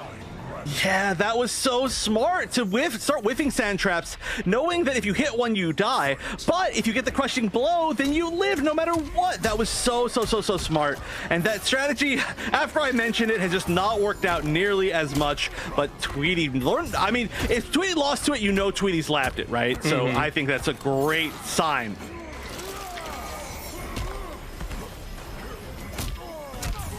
Met him in the sky and the break. Well, we've seen the KB's already been there, but still the break. Oh, wow. Tweety's footsie's backing off to a range where Pop-Tart did not expect. Oh, yeah, and cashing out. Look at that. Almost 400 damage. It's real safe stuff from Tweety. He's not doing too much. Pop-Tart tried it in kind of the same way that Tweety did. Dash up, stand one. He tried Pop-Tart. No kidding. Okay. Tweety with the flawless block.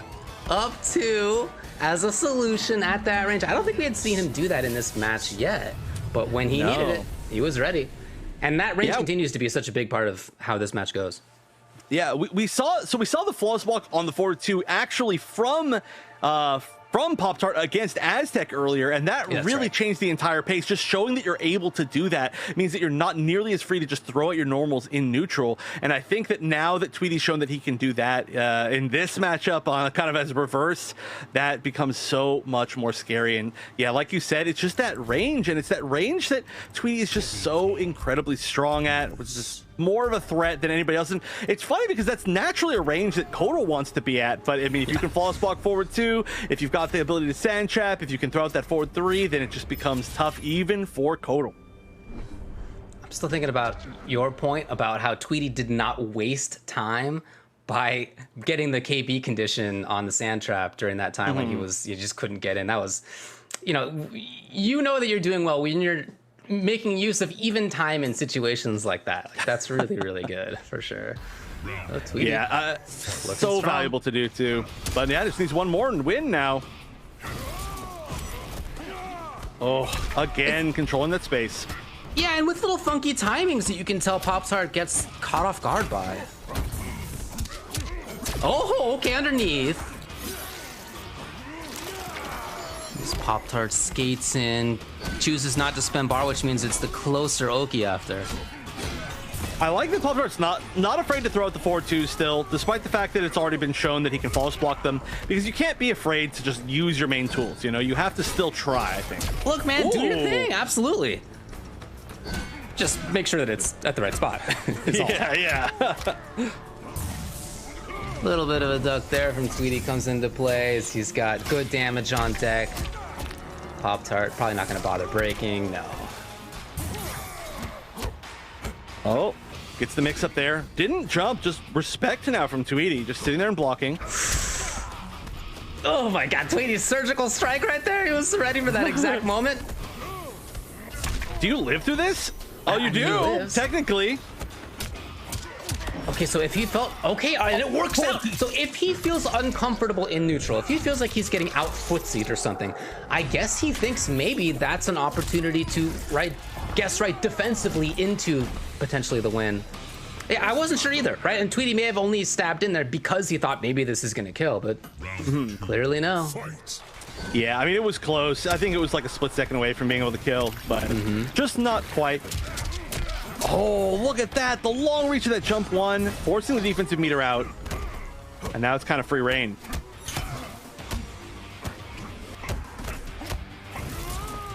Ooh. Oh, okay. Gonna hold on. Oh, there we go. Oh, wait. Did the second hit connect there? Oh. Yeah, I'm surprised. I thought there was going to be a KB as well, but maybe I just missed when he actually found the hit. I thought it was on the third. Yeah, likewise. Maybe just didn't. I don't know. But down two. This should be the end in the corner here. Oh, breaks away. Oh my gosh, he gets the command grab. What a huge risk right here. He's doing a lot of meter, but if he gets a lot of reward off of this, oh no, that's chip. That was almost it. He landed the down one, but then just didn't get anything afterwards. I like the attempt, but now he's gonna have to go into this still Tweety match point. No breakaway. Still only one defensive bar. Calling out when Pop-Tart wanted to move forward was Tweety here. He gets the corner. Oh, he finally did put that gap in there. I just hadn't seen him do that in a while. Okay, cool. Yeah, that's the kind of thing that Pop-Tart was looking for at the end of last round, but didn't get. Oh no! Pressed the button at the wrong time, and look at this. All right, had to use that. I mean, that was a pretty scary situation. That could have been a crushing blow, and that actually could have almost been the game. But still got an opportunity here. No breakaway for either player at the moment. Oh, big whiff! Is this enough? With the bar. Oh, I don't. Oh, is that? Does he have that KB? Yes. What an optimized combo. That was super weird. Usually it's the other way around. Like, he's got that full KB for that string, but doesn't have the full whiffs. But that time it was just absolutely perfect. Such a great call. And Tweety just staying so solid in the face of mix-ups that nobody else has been able to deal with at all. His offense is so strong. His whiff punishing is so strong. Defense is so strong when it comes up. I mean, what can you say? He's one of the best players, and he's making it very, very clear just how strong he is, and how strong he is in all these different ways too. That's not like somebody who is really strong at footsies or just has great mix-ups or whatever it may be. The man is very strong in every way that he needs to be in MK11. Yeah, I mean, especially too the fact that we did see that attempt at that same strategy with the Sunbeam, and he played it so effectively. It wasn't one of those things where it was like, oh, he figured out how to deal with it. As soon as it started, as soon as he was at like 1 life and knew he could walk into the Sunbeam, he immediately was ready to do what he needed to do. Started to build that crushing blow. It was beautiful. Like, that is no longer a strategy that's going to work at all against Tweety. You can tell. And yeah, he's just been so solid at everything. Of course, Pop-Tart, extremely impressive as well, but it just looked like Tweety had a few more answers than Pop-Tart did, and the amount of damage that Tweety can get out of every situation, especially with those crushing blows, is gigantic. So just seemed like it just slightly tipped in the favor of Tweety, but of course that means Pop-Tart's not out. Tweety's gonna make it into the grand finals on the winner's side. Pop-Tart gonna be moving down and waiting to see who his opponents are going to be, but I think that was a heck of a brawl. It's not often we just see two just heavy-hitting pseudo big bodies just going at it like that. It was definitely fun to watch, no doubt about it. Tweety's the one who comes out on top. So it's Knights Too Easy who beats Guillotine 3-0, in fact. So shoutouts to Guillotine and to Papa Cap and to Mufasa and Aztec. All of their days are done. So next, we're gonna have Hijinks versus Too Easy. This is, of course, a rematch. We've already seen this today. This was the first round of the tournament. I think the third match that we saw, if I recall correctly. And it was Hijinks, of course, moving on versus Too Easy. It was the Cetrion pick for Too Easy, and you know, at the start, yeah, he came out really fast. He was taking risks, and that worked in the first round, but didn't really work as things went on. I did get the sense that he was starting to change, that like maybe over time it would have been a different result. So here's his chance to make that different result if he still wants to pick Cetrion. Yeah, I mean, there's so many characters that he could pick, right? But I do feel like the Cetrion, like you said, was starting to make the correct adaptations at the end. You know, being able to use more of the zoning tools. I actually went to the ground pound for kind of the first time in the entire set near the end, but unfortunately he was just in a situation where he could have got the kill otherwise. Just wasn't confident that the actual normal was going to connect. So I think that it was starting to tip back towards the ability for Too Easy to take that set. I would like to see him go with the Cetrion again, just to see if like he's really adapted since then. But you know, knowing Too Easy, like half the cast is on the table. Well, Hijinks is gonna have that in mind as well, right? Like he's the kind of player who will be thinking about what changes will come from Too Easy. I guess the change is not having to do with Cetrion at all, but it's instead a Jade pick here for Too Easy. Quite a different story for him. What do we got? What do we got? What's on deck? The up Razorbangs, okay, hoping to catch her. Delia's Dance, sure, and then the air Razorbangs that everybody picks. Okay, cool. Yeah, I mean, it seems like the kind of pick that he might want specifically for Jackie. Yeah, this is going to be a lot of space control, both upwards and downwards, right? But the big issue with this variation is that it's going to be extremely low damage. Oh, no. Too Easy is just... Can I say it exactly the same way that he started out the previous set with teleport? It was Cetrion before, not exactly the same move, but it was teleport both times. Maybe he's like, I'm playing a green character. I'm just going to end up behind them. Let's take the risk. It's all the same to him. But yeah, so far this is not working out. I mean, Too Easy has managed to get a little bit of damage in here, but like I was trying to say before he started off with Nitro Kick Amplify, the damage is really low with this Jade variation, right? Even having the pole vault is like a nice little extra bit of damage, especially if we can amplify it. But really the conversions in this variation go into basically nothing. You just leave them sanding. Nice block. Oh boy. And this is the kind of play that I like out of Hijinks. As I was saying before, he's not somebody who needs to go in constantly. Yeah, really nice setup for him. He knew, I mean, that was fine. He was free. He doesn't need to do that constantly, and instead he's putting out projectiles and goop versus Jackie as well. Yeah, I mean, seeing a patient play is so rare with Jackie, but I mean, I think he realizes, you know, that this is not also a variation with that can like force a lot of chip on you, I guess, as Jade. So if you just wait for your moments, then all of your moments mean so much more than hers. Completing it there. Walk forward really far. Oh my God, what a stolen turn. Good block. Yeah, that's going to be minus still. Again, no more offensive bar.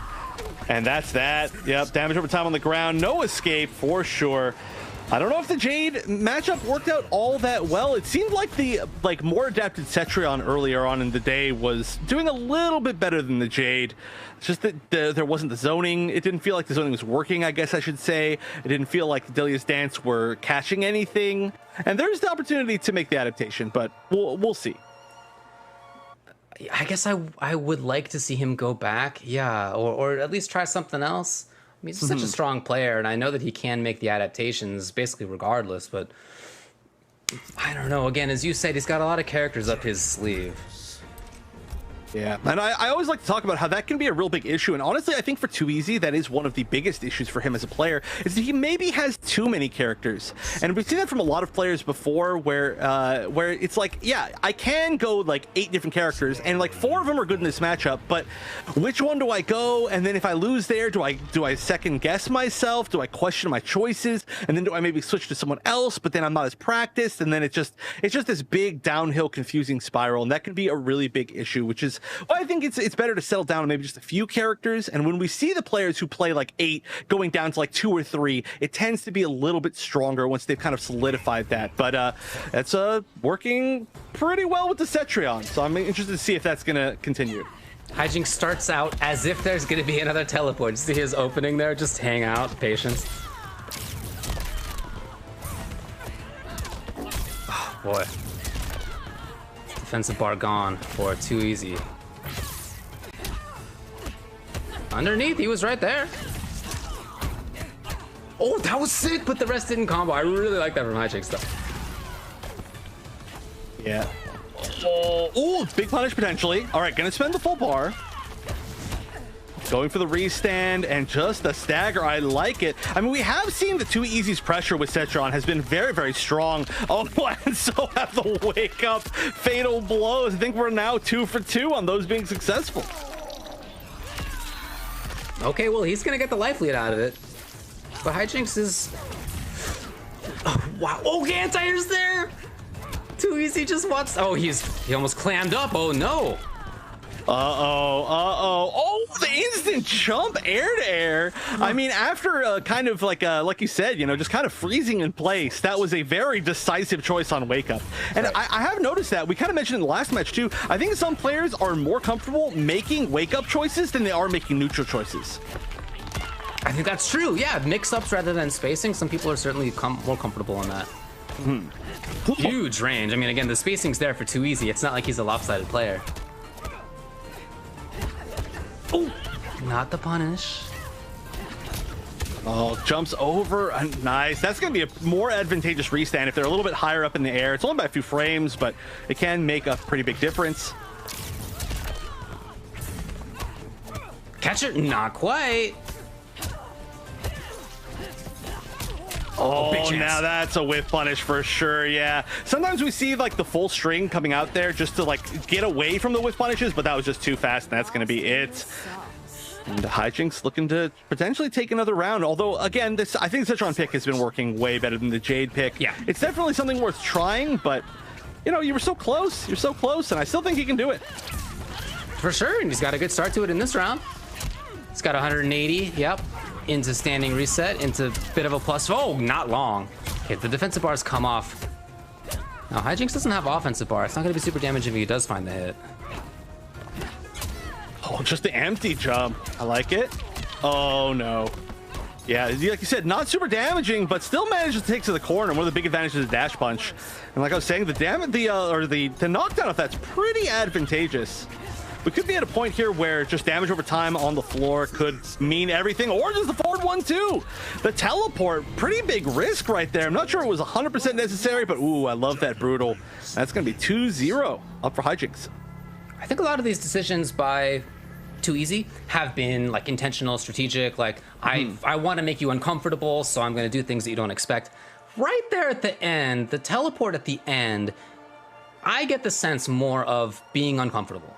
I got the sense more of like, I feel like I need to get back in rather than sort of building a path, more of a strategic thinking. Instead, like kind of reactively to the situation, panicking a little bit. I think that's not the best round closer right there. And I wonder if that's giving Hijinks the same read. So as Too Easy comes into this next game here, it's going to have to be, you know, I guess there's 2 ways you can go with it, right? You can make the read of, okay, well, now the opponent thinks that I'm a little bit lost. Do I turn it up to 11 or do I play very patiently? I mean, different people will have different ideas on that.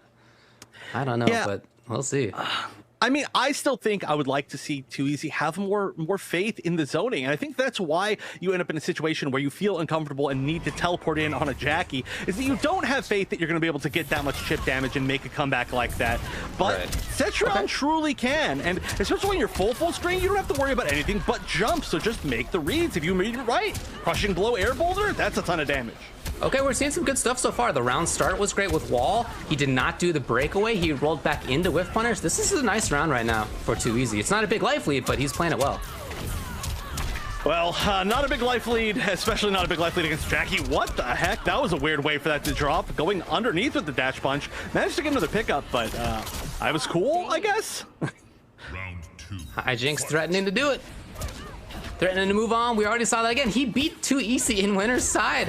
That was at the start of the day. And he's looking to do it again.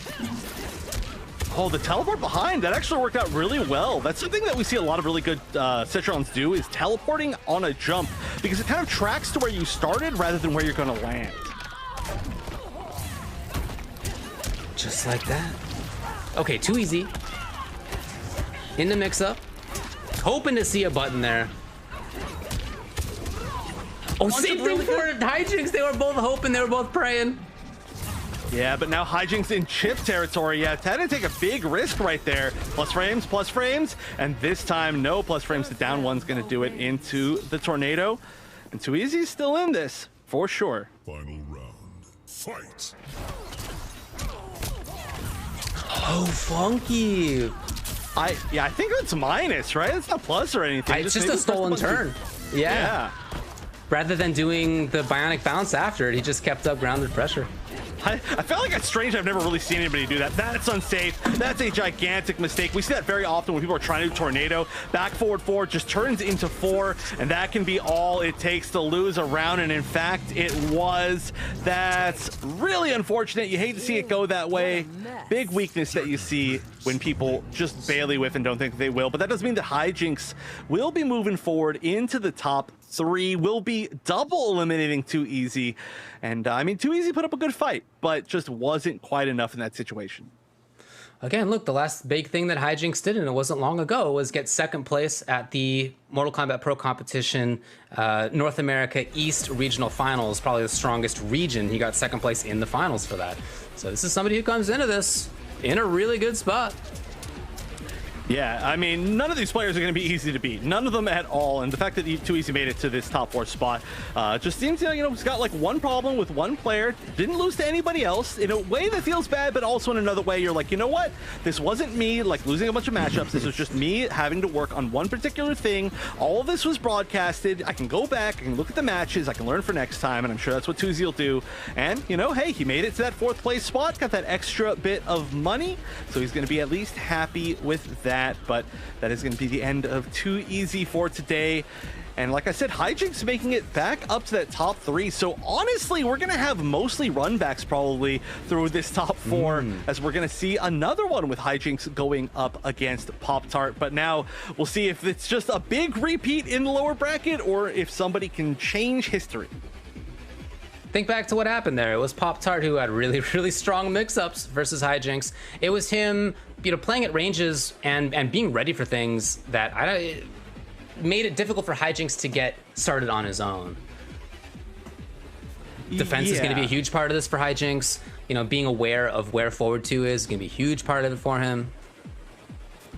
Well, just looking forward a little bit too, you know, if Hijinks does manage to defeat Pop-Tart, then Hijinks will get a chance to fight against Tweety.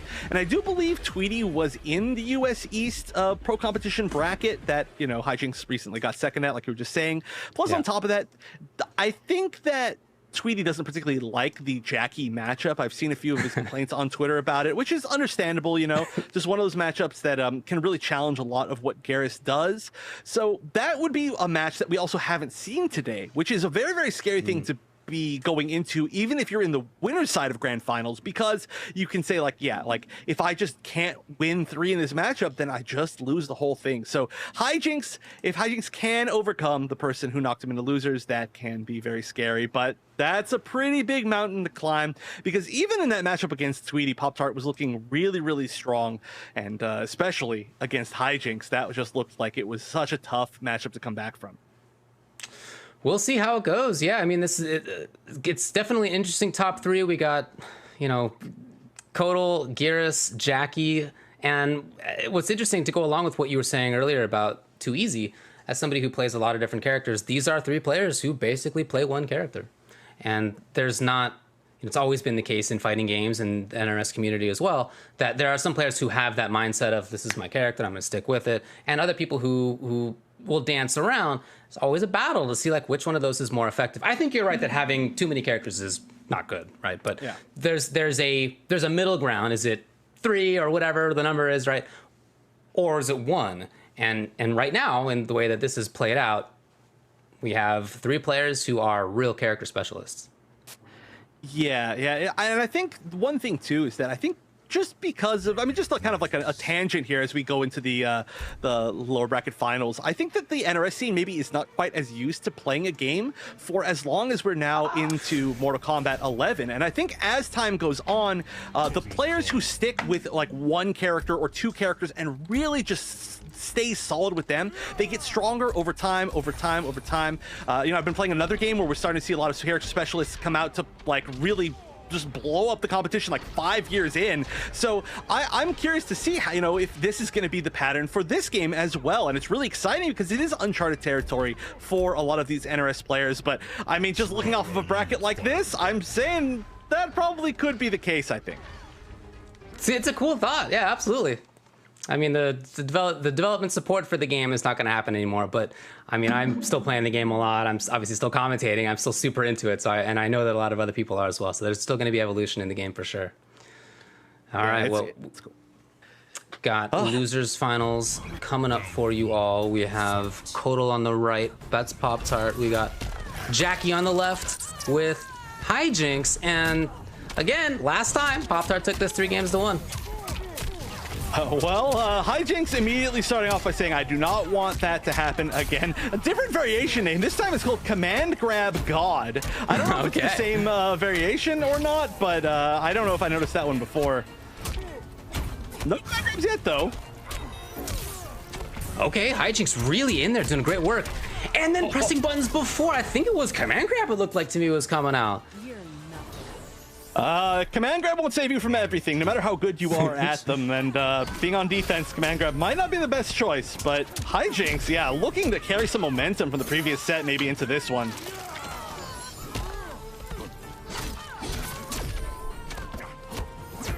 Here's Pop-Tart. Oh, nice call, as we have seen, basically as Pop-Tart has done, with his own neutral jump or jump back one. Just catching people trying to move forward. There we go, Command Grab, probably back into the corner. I don't even know if he's gonna spend meter. Okay, he will. I guess he doesn't really spend on all that much, so it's nice to be able to get a little bit extra. And we could see a Sunbeam here. Another character that's not gonna have the easiest ways of dealing with it, not unless you're far enough away to Crushing Blow. Oh, the cat just using it to run away. Oh, and what an interaction right there with the threat of Flawless Block, the empty jump from Hijinks to try to bait it, and then just bananas spaghetti right after that. Yeah, I mean, everything with the cat is such a weird interaction. It just runs past things, under things, over things. It's all weird stuff. Oh, wow, ducks the grab, but only gets down 3 off of it. Does use the advantage very well, though. Okay, yep. Using plus frames to gain the high attack for himself. Guaranteed pressure there. And here's Pop-Tart. The mix-ups begin. Command Grab God, question mark? Almost. That was... Again, it's infinite. Nobody will ever beat that parry. They'll just swing into it eventually. It's a rule. Unwritten rule. Everybody agrees to that before they buy Mortal Kombat 11. Oh, no. The call! I like the idea of it, but the range was not there. And now even Chip, even Goop. Oh no, just got too focused on trying to get that chip damage goop kill. That's really what it was, I think, from Hijinks right there. Just didn't keep his eyes on the potential cat. Yeah, and honestly, that's such a good tool in almost any other situation where you could chip somebody out like that. But you just gotta look back on that last set and remember every single time almost that Hijinks threw out that high projectile, it was either a forward two gunner going underneath it or it was the cat. And the cat, perfect opportunity right here. Knew exactly it was enough damage to get it the kill. And honestly, I'm not sure, but if the cat runs over the goop, there might be like less damage or might not take damage. I've never tested that. Somebody needs to, I don't know, message me on Twitter and tell me or something, because that's a curious thing considering all of its weird properties. By the way, we've been talking a lot about Hijinks getting second place at the NA East for Mortal Kombat Pro Competition Regional Finals. Well, NA West, Pop-Tart got third. I mean, he was right there. Very, very close to doing the same thing that Hijinks did. Again, two players who are coming into this with a lot of momentum behind them. Yeah, for very good reason. And like you said, just sticking with their characters, I think it's really cool. It's really great to see it. And especially when they're both players who enter a lot of online tournaments. Tweety as well, I guess. We definitely do include Tweety. Tweety, too many online tournaments. But the fact that they're just constantly improving, and honestly, I'm sure they have a lot of experience against each other because they've entered so many tournaments. That's true. That's probably true. Yeah, different regions. But, I mean, this is MK11. We can play from different parts of the country as we are right now. Ooh, beautiful! Yeah, we've seen some incredible standing one anti-airs. Kodo's standing one working as such a great anti-air because he's super tall, which is a really weird, like, nice thing to have. It definitely works against him in other situations, but in that case in particular, his standing one just hits super high in the sky. Oh, interesting read on down two. That's gonna be out of the corner, but that's okay. He's been able to chase down pretty well, or at least maybe Hijinks is the one who chases back in first. We'll see. Yeah, it's relatively easy to side switch, right? When you have at least one bar, then you can just command grab them the other way. So not the worst thing in the world. The big scary thing is that you don't want to get pressured in the corner for maybe the exact reason that we just saw a combo for about 50% of a pretty high health character's life. Scooting in, and Hijinks takes the opportunity. We've seen that twice now, where he jumps out of intended pressure, gets damage on it. All right. Back in the corner. This is a start. Is going to give the damage buffs. That's pretty important. Good patience. It's going to be safe. Oh, maybe tried to flawless walk there. That would have been a really good option. Wow. And maybe, you know what? If it's 950 health character, maybe that does chip kill. I don't know, but not against Kotal Khan. Oh, that's two. That's two. All right, it's going to be something in the Fatal Blow. It has to be something in the Fatal Blow. I feel it. I feel it in my bones. Maintaining pressure. Oh, he tried it, and the one time that Hijinks got out of it, he was in fact able to capitalize and take the round. I felt it. I made the right read, unfortunately, but there was no Fatal Blow. But yeah, that's just the one time that he tried it, and I think maybe just expected a little bit more respect in that spot. But I mean, it's so scary. You just got to know how much fear you're inducing in the opponent. Look at this. Oh, blocking lasts so long from Pop-Tart. Here he is. Extra window on the flawless block. I'm surprised we haven't seen more flawless blocks in minus situations in general. It's something Pop-Tart was doing a little bit more earlier, but not feeling as confident maybe in it. Okay, here's Hijinks now. Ton of damage pumping out. He's got the resources. He catches it as well. Ow. Another character with a super long jump punch, and yeah, I like this. I really like Sunray. Maybe it's obvious, but look at that. It's keeping him alive, even in that jump. That could be a punish. Crushing blow. It's going to get rid of the damage over time, and the fatal blow. No, what happened to the fatal blow? Is it not guaranteed? Oh, no. I really felt confident that fatal blow was guaranteed after the forward 1-2-2 crushing blow, but maybe I'm wrong. Maybe you don't guarantee yourself anything. I know for sure you don't get the armor-breaking sword when you do have the sword and you don't have con cut, but I thought that fatal blow is fast enough. Maybe it was a missed input, maybe it was just knowledge that I don't have, but that is super unfortunate. Almost a really cool comeback, but good stuff to Hijinks for keeping is cool. Okay, yeah, for sure. I mean, I agree with that. I like what Hijinks did there, and in a couple situations he was able to turn you know, potentially bad moments into his own winning round, right? Previous round was the same, where it was the tick into command grab that Hijinks got hit on, and so he was able to capitalize and get the punish on. So keeping well aware of the situation, even when things come up that he would rather not see.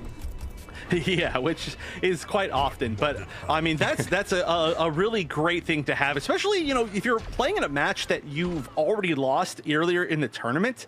It's just not easy to keep your composure, I guess. You know, it's easy to be discouraged and be like, yeah, I just can't beat this guy right now. You know, I just got to figure it out. Like, but rather than that, Hijinks is like, you know what? I lost once, not gonna lose again. And that's a great mindset to have, and it's certainly paying off. Starting off pretty well for himself. Oh, no, every time! The cat! I swear it's like on frame 1. There's not even an animation, and Pop-Tart just already knows and throws out the cat. It's unbelievable.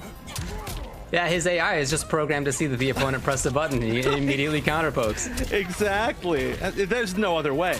Oh, this is a lot of damage over time, both on Kodal and on the ground. Look at this, just melting. Oh my gosh.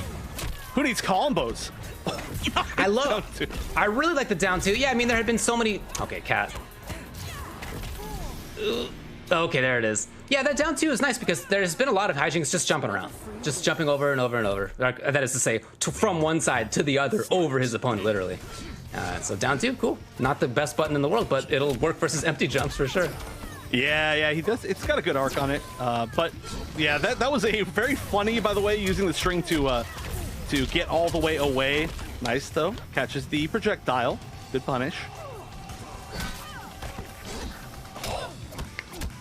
No confidence in the forward two, but confidence in the mix. We haven't seen that into command grab very often. He's mostly completed that string, actually.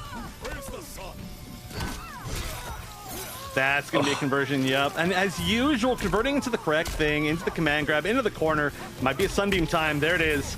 And she's out of there, though. Oh, yeah.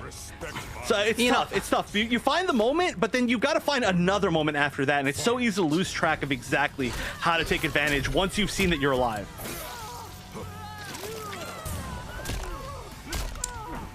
Well, Pop-Tart's where he wants to be. That's for sure. The wake-up jump. Talk about bravery. Okay, so the defensive bars are gone. Pop-Tart, you know, again, as you've been saying, I mean, his conversions, even in weird kind of anti-air situations like that, always there. Aha! I'm telling you, we were saying this earlier. Lower level? Nah, that doesn't work. Mid-level? I'm sorry, lower level, yeah, it works. Mid-level? Nope, no dice. Top level play, for sure. Yeah, I mean, hey, Hijinks got hit by Wake Up Fatal Blow twice against Too Easy, and is like, you know what? I'm gonna steal that move for my next set. Crushing Blow, just needs one more big hit. Down two, trying to bait the flawless block there. All right, what's the mix? Grab, maybe trying to bait a flawless block again. Can you get there? Even chip? Okay, yep. Whether it was goop or juice kick or whatever, that was gonna be enough for Hijinks. So Hijinks actually up now. It's 2-1 for him. Yeah, looking stronger and stronger as the set goes on, I feel. Just kind of getting into the groove of the matchup, and yeah, like I said, just having that mindset of, yeah, like, I'm not giving up, even though things were looking pretty down. It just feels like everything's in control. And that, I mean, that's a huge comeback to make. That was like 90% life lead for a character that has a lot of life, but then a Wake Up Fatal Blow can just lead to something like that. Normally you don't get a lot of Wake Up Fatal Blow, but you can technically just leap with Jackie, and just took advantage of that to run away with the whole thing. And now it just needs one more game, and I mentioned it earlier, but if Hijinks wins this, we're set up for a really interesting grand finals. It's true. Pop-Tart's got to take 2 in a row to prevent that. Yeah, still not over yet. I mean, just stealing momentum once does not make a victory. Not quite yet. And it does look like we are going to be sticking with the same thing. The cat, you know, it's been getting a lot of mileage, but it doesn't allow him to get quite as good block strings. But it does seem like he's pretty confident. It makes sense, right? I mean, those projectiles can shut you down really hard if you're at almost no life. You just don't want to get checkmated. Nice anti-air, jeez! Yeah, walking back first as well, too. Pretty specific spot. Tried the cat, and he was so close. So close. Again, there's a startup time before it becomes projectile involved. Oh, gets hit by the low. Maybe expecting a grab there or something like that, but oh no. Oh wow, that was so lucky for Pop-Tart that the jump 2 went backwards, but Hijinks finds another chance, and now you're in the corner, and there's the command grab interactable, which is a great knockdown. What are you gonna do? Hijinks is relentless. Putting it on the ground, and now, boy, if you're Pop-Tart, yeah, he just tries to get back in there. Cat. Again, even Chip's gonna be relevant here. The group Chip ended. over time. Oh. Oh, What a actually, cautious dude. I actually love it. Oh, is he dead though? He might Is be. he dead? Might be. Is he dead? Oh, he's amplified He again, died. baby. Oh, Dude, he died because he amplified. It takes a little bit longer. You gotta do another dunk. He died because of it. It's match point Hijinks. Oh my gosh, that's so funny. Just had faith in the Sunbeam, but if the Sunbeam had already been there for so long and the damage over time on the ground was just worth so much at the end. And look, this Hijinks already taken about half of Pop-Tart's life. Although no defensive bar now, needs to just keep on going with this, and he certainly is. Yeah, he's got the corner for himself. He's about in forward 2 range. Oh, with big punish, it's a whip. big chance. It's Pop-Tart. Gotta take the round on this one. Oh yeah, that one for sure. Back in the corner. And it still has this really good positioning. So this is going to be really tough to get out of. Of course, the leap's always a possibility. Or just poke back and get a full combo yourself. We're going to see the 3-3-4 side switch. No, just going all the way. It's just, you know what? I don't need to reverse sides if I can just go wall to wall. It doesn't matter to me. We've seen empty jump a lot.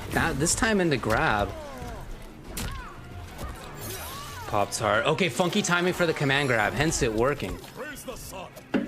Keeping the range for himself. Pop-Tart. Okay, now after that, really 2 hits here, especially now that he's in fatal.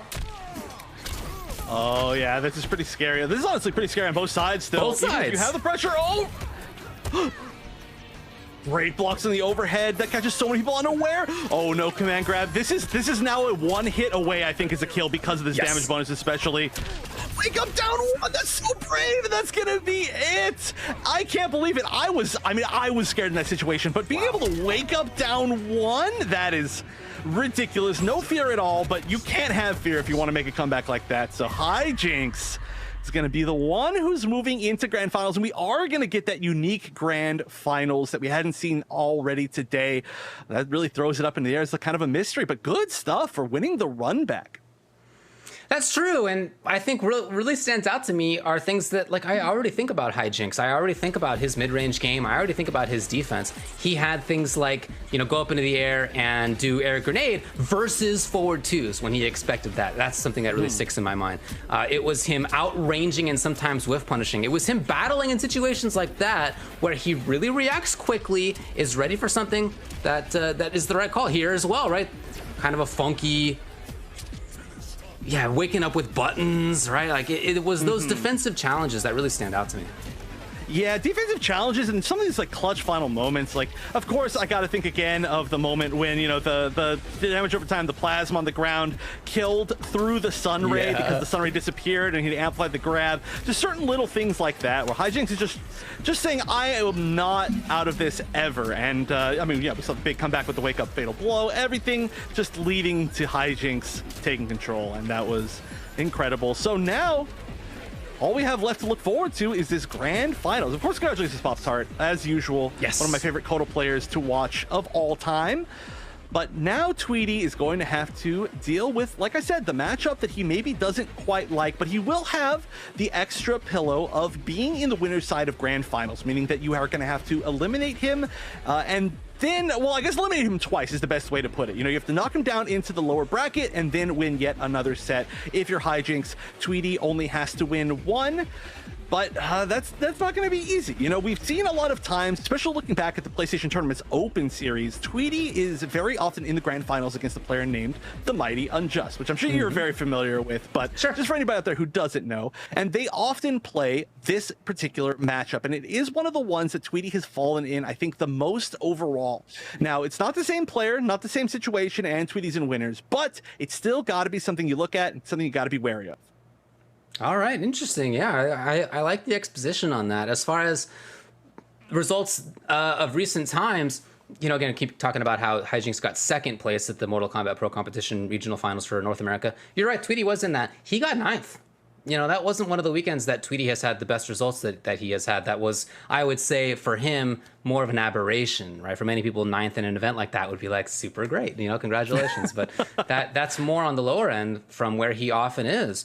So for this, yeah, coming into this in a position that he's quite accustomed to, being in that grand finals on winner's side. Yeah, it's going to be a comfy spot, but you know, it's always scary. It's always scary if you're in grand finals and you haven't yet in this tournament played the person that you're going to play. If you get a rematch, you're always like, yeah, I've won this before. I can do this. It's totally possible. Even if, yeah, I mean, realistically, if you've played them in kind of like a more recent tournament, at least, then you at least know that. But, you know, I don't know when the last time that these two played was. It might have been in that pro competition tournament, but that was still now a little bit ago. It's hard to watch every single tournament. So yeah, I guess we'll just see, right? That's all it comes down to. They've been playing the same characters the entire tournament. They're both playing so solid. So I think it's just going to come down to who plays better in the moment. I do always like watching Tweedy's like strategies versus more airborne characters, whether it's Jackie, whether it's Cabal, for example, Slycast Cabal. His anti-airs with forward 3 always really stand out to me as extremely strong. He picks great placements for them. And as he always does when he gets the chance for a knockdown and gets into pressure, it's always really legit. Oh, well, here we go. Grand finals. Yep. Gonna have to keep it legit because it's not gonna be easy to lock down a Jackie. And right now, Jackie's the one doing the lockdown. Already in the corner, but wow, a wake-up jab, and is gonna get the side switch. Great usage, of course, of that full string. Unbreakable as well, but getting it right back in there. Oh, what is this? Just complete disrespect off the bat from both of them? Oh, great flawless block. This is happening a mile a minute. Weird whiff, weird whiff. I've never seen that before. Oh, these guys have played so many times. Oh, you come on. Look at this. Look at these really delayed moments. Look at these funky wake-up timings. Look at these funky mix-up choices. Oh, they have played so many times. Yeah, it looks like they're continuing a set that was just being played. You know, it looks like they already reset the bracket because they're just immediately going in and they already know how the other one's going to play and how the other one's going to react, and they have confidence in those choices. It's very, very weird. But yeah, I mean, I guess I don't know how much these two play against each other, but now I'd have to assume quite often. Yeah. Hijinks is here. Again, it's so good that he doesn't always do traditional Jackie pressure. Sometimes you got to do it, and he is now, though. Oh my God, Tweedy holding up on the stick. I like that weird conversion, though. Not easy to get a really good conversion off that forward 3-1 catching in the air, but getting the damage over time and a little bit of a better knockdown was sick. And the side switch to end it, also very sick. This could be a really long grand finals, considering how close it looks like these players are. We could go to 5 games, a reset, another 5 games. Wouldn't be a surprise for PlayStation tournaments. We always have the closest grand finals.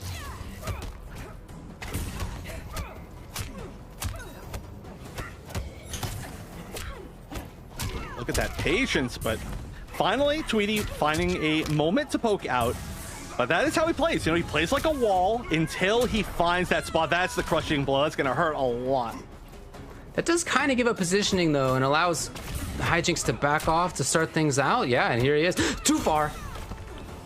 Oh, no, the error, the classic error. On the knee. It's actually a really, like, hard to see short hop 3.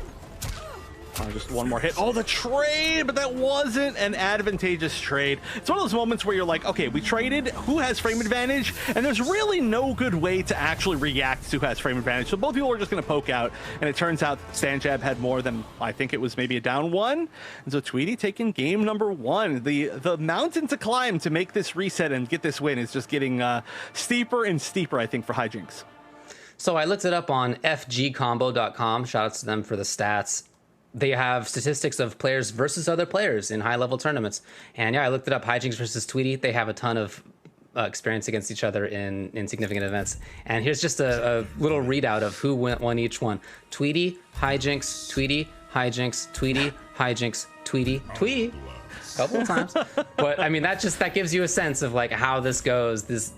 They have played a lot. They've probably played a lot in other contexts too, just to judge from seeing them play here. And it really looks back and forth in terms of results. Yeah, and it's so hard to keep track of it because there's so many community tournaments. Just dude, there's too much. There's too much. There's too much. I know, and it's great. It's like a great problem to have. But yeah, as a result, as commentators, we haven't seen everything in the world. It's true. I know. It's probably the first time that I've ever been in a game where I've missed the majority of matches because I literally don't have 24 hours a day to watch Mortal Kombat. Yeah. It feels very, very strange. But yeah, so that's why it's pretty easy to miss stuff like that. But I'm not surprised to see that they played against each other a lot. I mean, most top level players have, and great anti-air. Jackie Jab anti-air, underrated. Already cashing out on this.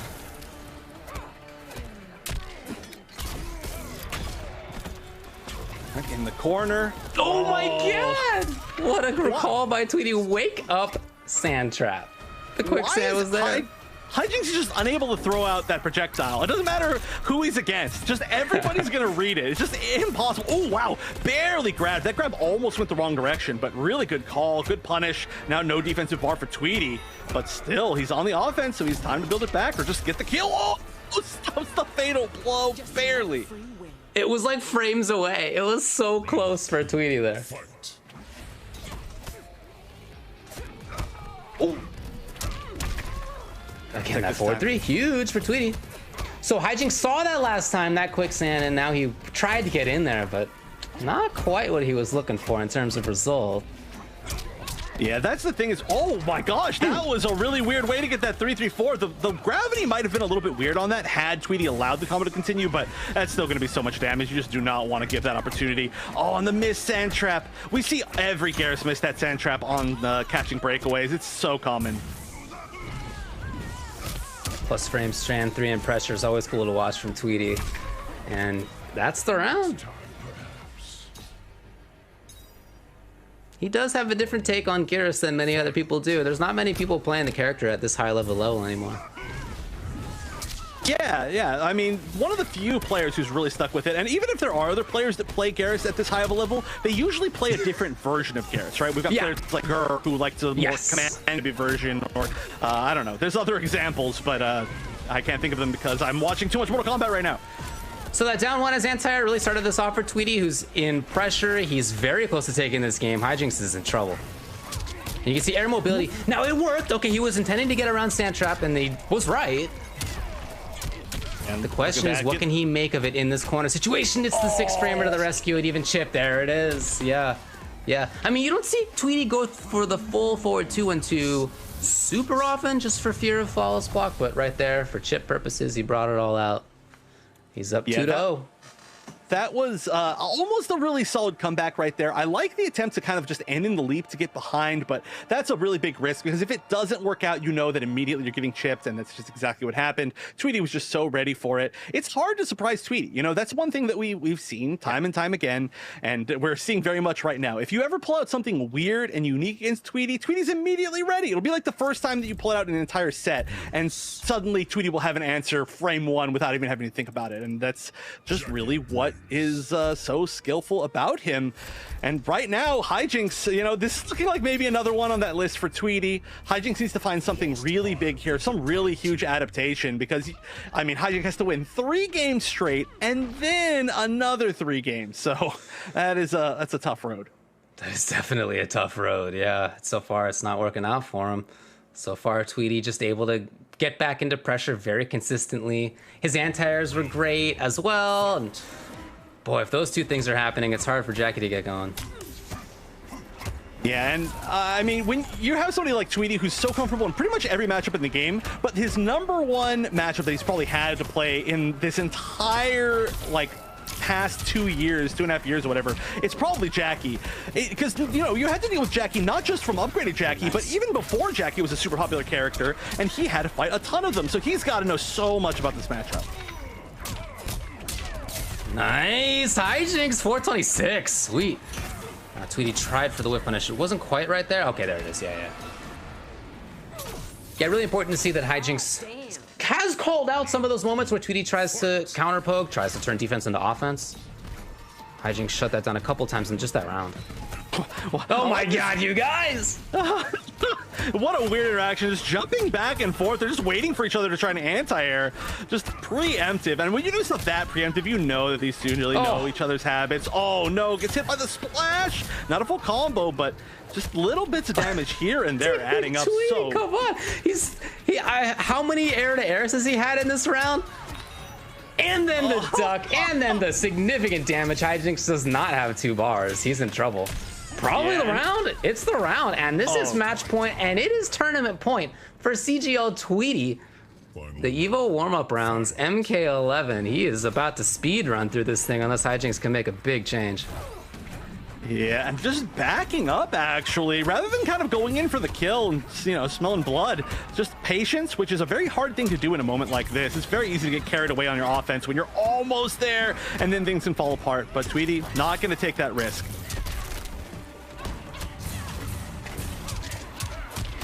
It's a lot of bars spent, but he does find the hit. Oh, big chance, but hey, see his previous comment about bar. Yeah, look at that. 3 full openings and not able to kill off of them just because it's just been stringing a special.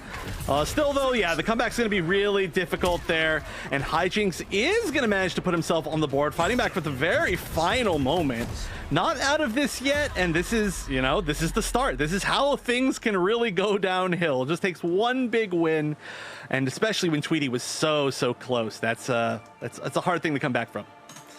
Yeah, I mean, shoutouts to Hijinks keeping it in there, of course. And he's had long sets today. He's been able to battle through. Why not again? Even versus Tweety. And the familiarity that they have and the fact that they have had these results of back and forth, it really shows you that it's up in the air, even still. Mm-hmm.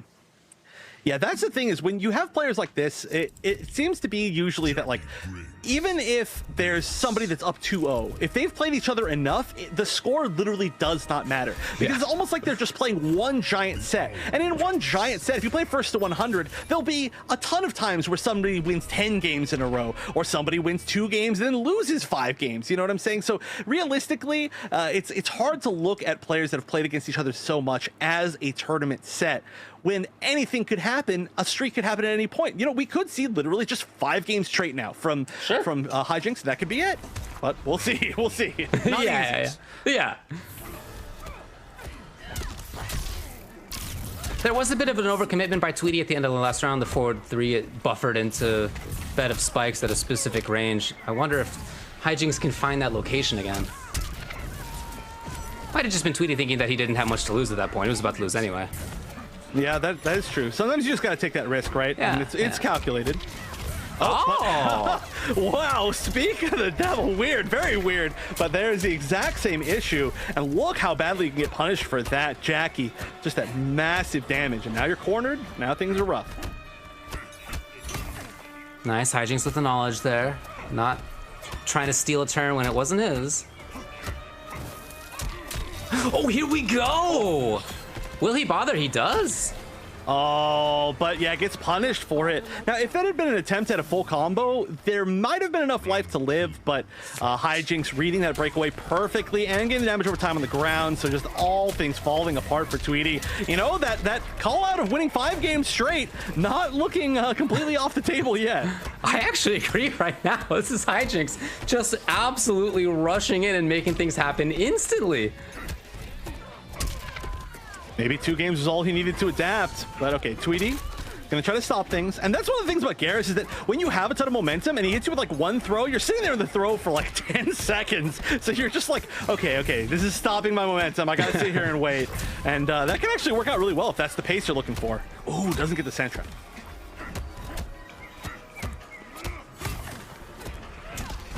Hijinks finally for the grab. And look, Tweety reacted again and tried to tech again. He just guessed wrong on the side.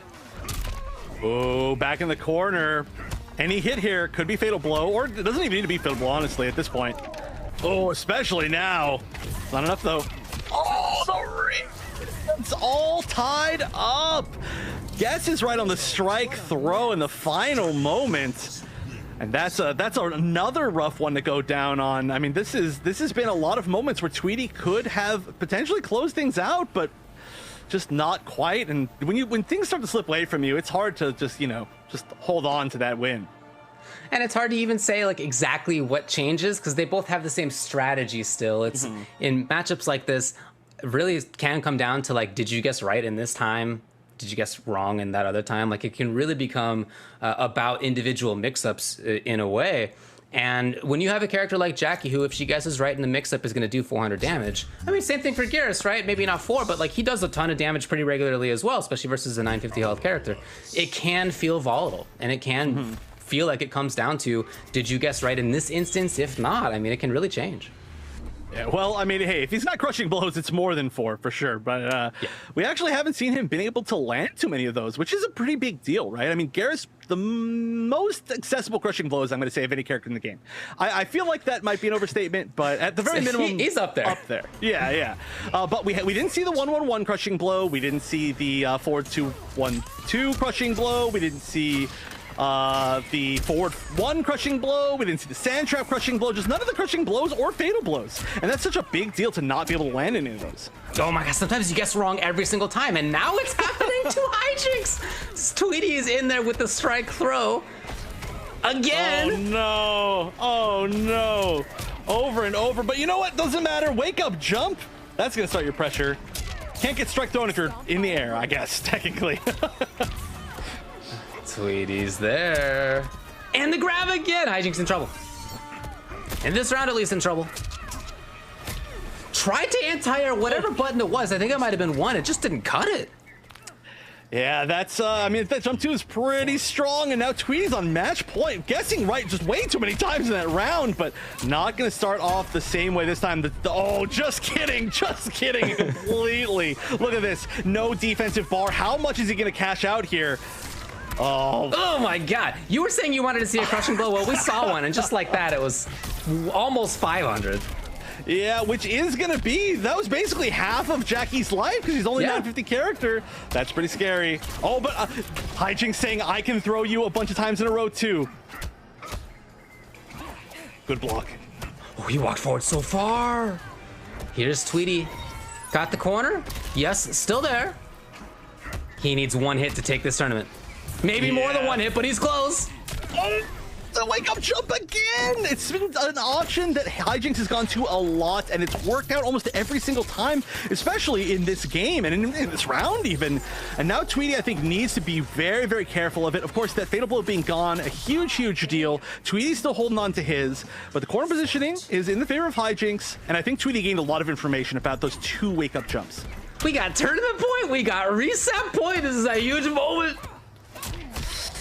Oh, and it could happen so fast. Yeah, needs that confirm. Oh no, put himself in the corner and gets hit. This is so much damage. The breakaway's got to be coming. Yep. Didn't try to fully bait it, just gets as much as he can. Tweedy knows that the damage is going to add up. He's going to get the low. He can body splash to the other side if he wants right now, and he is. Oh no. Tweedy is just running through this jungle. Oh, and the low again. Is that enough? No, 1 more hit. Gotta avoid the chip at the down 4. The Tweedy classic. No way to get away from it. Maybe a roll, but that just wasn't the read. And Tweedy in game 5 is going to prevent the reset, and he's going to become your EVO warm-up champion for North America in a very, very well-played set from, honestly, from both players. It was a blast to watch, honestly. Like, as a 5-game set, I would have really enjoyed watching the reset too, but boy, that 5-game set was really, really fun to watch. In part because when you talk about like what were the changes that led to one player winning versus the other player winning, sometimes it really just came down to the fact that like Tweedy guessed right 5 times in a row, then Hijinks would guess right 5 times in a row, and that is just a blast to watch as a viewer, but as the player, it is stressful. Oh yeah, I mean, honestly, stressful as a viewer as well. You know, you said you'd Yeah. like to see another 5-game set maybe. I don't know if my heart could handle it. Might have just given out by the end of it, but I mean, it was just so close, and they were just making hard reads the entire time, switching things up so well. And yeah, you can just absolutely tell their experience against each other, which is so fun to see, because there's not those awkward moments where they're trying to figure each other out. It just immediately goes to the core of the matchup, and that's exactly what it was. And realistically, that could have gone either way. Like you said, especially with 2 high damage characters, all it takes is one mistake and an entire set can be thrown away. And we did see the fact that it basically went down to that a few times where it was match point for Tweety or match point for Hijinks to reset. So yeah, good stuff to both of them. It just came down to the reads in the situation, and they're both going to be taking home a good amount of money. So I'm sure we're going to see them again in the future. Yeah, absolutely. Again, these are 2 players who've been high in a bunch of different tournaments, have won different tournaments, you know, have done very, very well for themselves and continue to do so. There you see a nice little recap. CGL Tweety taking the whole thing, 3 games to 2 in the final analysis. I mean, other than that, boy, he lost 1 game versus the combined Papa Cap, Guillotine, and Pop-Tart, 3 very strong players. So shout outs to Hijinks for making him lose more games than that by himself. Boy, what a set. That's super fun. Second place, Hijinks, of course. Pop-Tart, that was 3rd place. You talked about the money as a reminder. First place, $350. Second place, $200. Third place, $150. Fourth place, $100. And then 5th through 8th get $50 each. A lot of different variety here. Again, different people around the country playing, bunch of different characters as well. What a treat. Yeah, and of course, you know, that's not going to be the end of the EVO, really just tournaments in general. I was about to say warm-ups, which is true as well. There is Tekken 7. In fact, just as a reminder, we have some players from the European bracket today in Mortal Kombat that qualified Tekken 7, but there are just so many different tournaments, so many different games. It's sick to see things on here like Gundam, like Skullgirls. It's so dope. I love all of these games. So be sure, of course, if you want any more information on this, I know this is a whole lot to take in. There's a huge schedule. Go to compete.playstation.com. It's where you can sign up. It's where you can see, where you can just watch the top players play. Everything that you need is at compete.playstation.com. But that is technically the end of the warm-up tournaments here for Mortal Kombat 11, and they were great. But I mean, do you have any final thoughts, I guess, before we get out of here? I just think it's so cool to see where the game is at right now. Yeah, there's no more, explicit developer support, but the game is in a very, very interesting place when it comes to characters and players and the different shifts that we're continuing to see in the meta even still. I really like that. I like seeing that in the EU side, where it was a Scorpion mirror in Grand Finals and a couple of other times. That kind of stuff is a blast to me. And then again, seeing that Grand Finals right there, as close as it was, could have gone either way. Super fun time for the game even still, I think.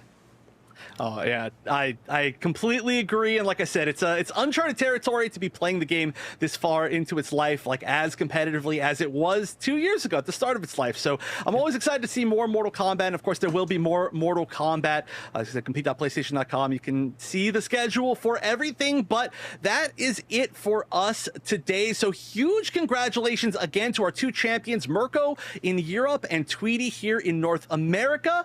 But that has been me, Wonder Chef, and Ultra David, just having such a blast commentating these matches. So thank you all for watching, and we will see you all next time.